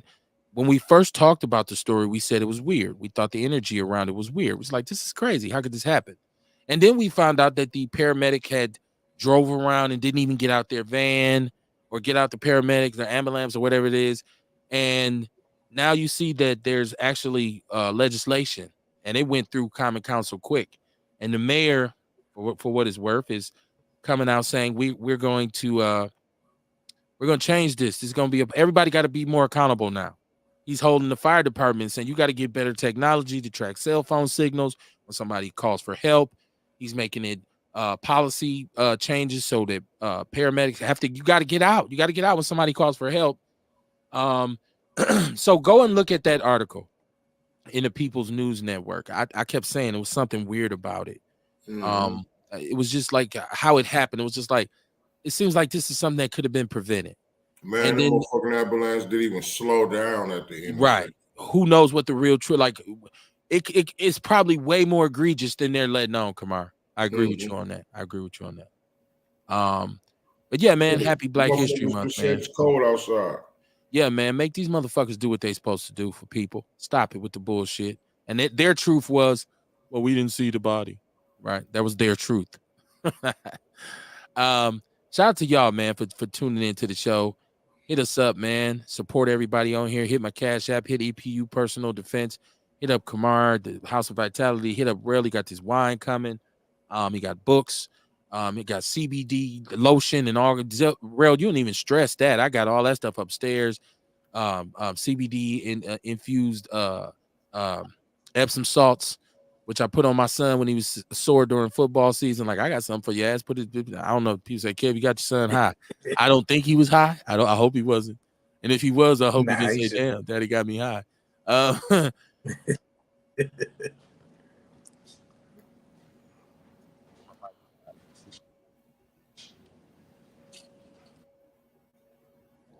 Okay. My mic is unmuted. It's telling me it's time to get the fuck off. Tiarsha said, did you hear about the picture that was circulating? I seen that at Arrowhead High School where they said the nigger table. I was going to talk about it tonight, but it's 10 o'clock. So we'll talk about it on Monday when we come back. Kamar, anything special this weekend? What's popping? Tomorrow, I'll be at the Hyatt Place on Jefferson downtown, 800 Jefferson, I believe, East Jefferson. But yeah, I'll be there from 2 to 8 for a Black History event. I don't know what all they got going on, but I'll be there. There you go. Rel, I know you're trying to get this auto straight, man. You got to come up off some of that money and just go get a new van, man. All that money you sitting on, you got to stop playing Poe, man. It ain't a good look. Man, right now, shit, I'm working on my upstairs. That's priority number one because that's more income coming in. There you go. So that's what I've been doing upstairs, painting, washing, cleaning walls. Now I'm painting this kitchen, so I got to get a one of them industrial strength degreasers to like wash the walls by the stove and all that shit, so I could finish painting that. But it's coming along. I'm looking forward. All right. Well, like I said, man, the moral of the story of this show was, when you think you know something, really try to know it, right? A surface understanding is just that. It's not deep at all. It's only understanding something on the surface. And if you're new to it and you know that you've just learned this, then go do some research on it. Google is your friend, right? Libraries still exist. There is no excuse for an ignorant person to spread ignorance to other people. So you can say, I didn't know that. Well, you shouldn't have been saying that if you didn't know what you were talking about. Kamar made a great point, and there's no way to know everything, but there is a way to know more than you did yesterday. There is a way to say, let me look a little bit deeper into this. Let me find out what this is really. How's this made? How's this perpetuated? Like you can't just read 2 paragraphs and come out and now you going around witnessing to people. It's the same thing with religion. A lot of times, cats are teaching you wrong, and it's because they don't know no more. And it's on them to know if they're gonna come and teach. If I can't speak, I shouldn't be teaching English. I think that's my point, right? I could say I know how to talk, but do you understand English, how to write it, what punctuation is, how to really teach people how to structure sentences and things of that nature? If you don't, you shouldn't teach English. You should teach speech because you know how to speak, right? But even in that, there's nuances that you got to understand when it comes to spoken communication. No matter what you do, you're going to have to do a deep dive on it if you really want to be good at it, right? Because other than that, you got a closet full of shit that you started and never finished. That's just real. So when I say honestly speaking, I mean, let's be honest with ourselves. And I think if we start being honest with ourselves, we'll really start to do better. Like he said, if you knew better, you do better. If we're really honest, instead of sugarcoating it, blaming it on somebody else, avoiding it, right? If trying to deflect it, if we're really honest, I think our understanding will grow, and I think our performance will be that much better as a people, right? But it is what it is, right? I want people to understand that you really have to get out here and do something. You can't just look at the community and think it's going to change by itself. You really got to be an agent for change, and you really got to be the change you want to see. Because believe me, if your criticism of the community outweighs your contribution, you ain't nothing but another coon. I'll see y'all Monday, man. Peace and love. Outlaws for life, baby. Peace.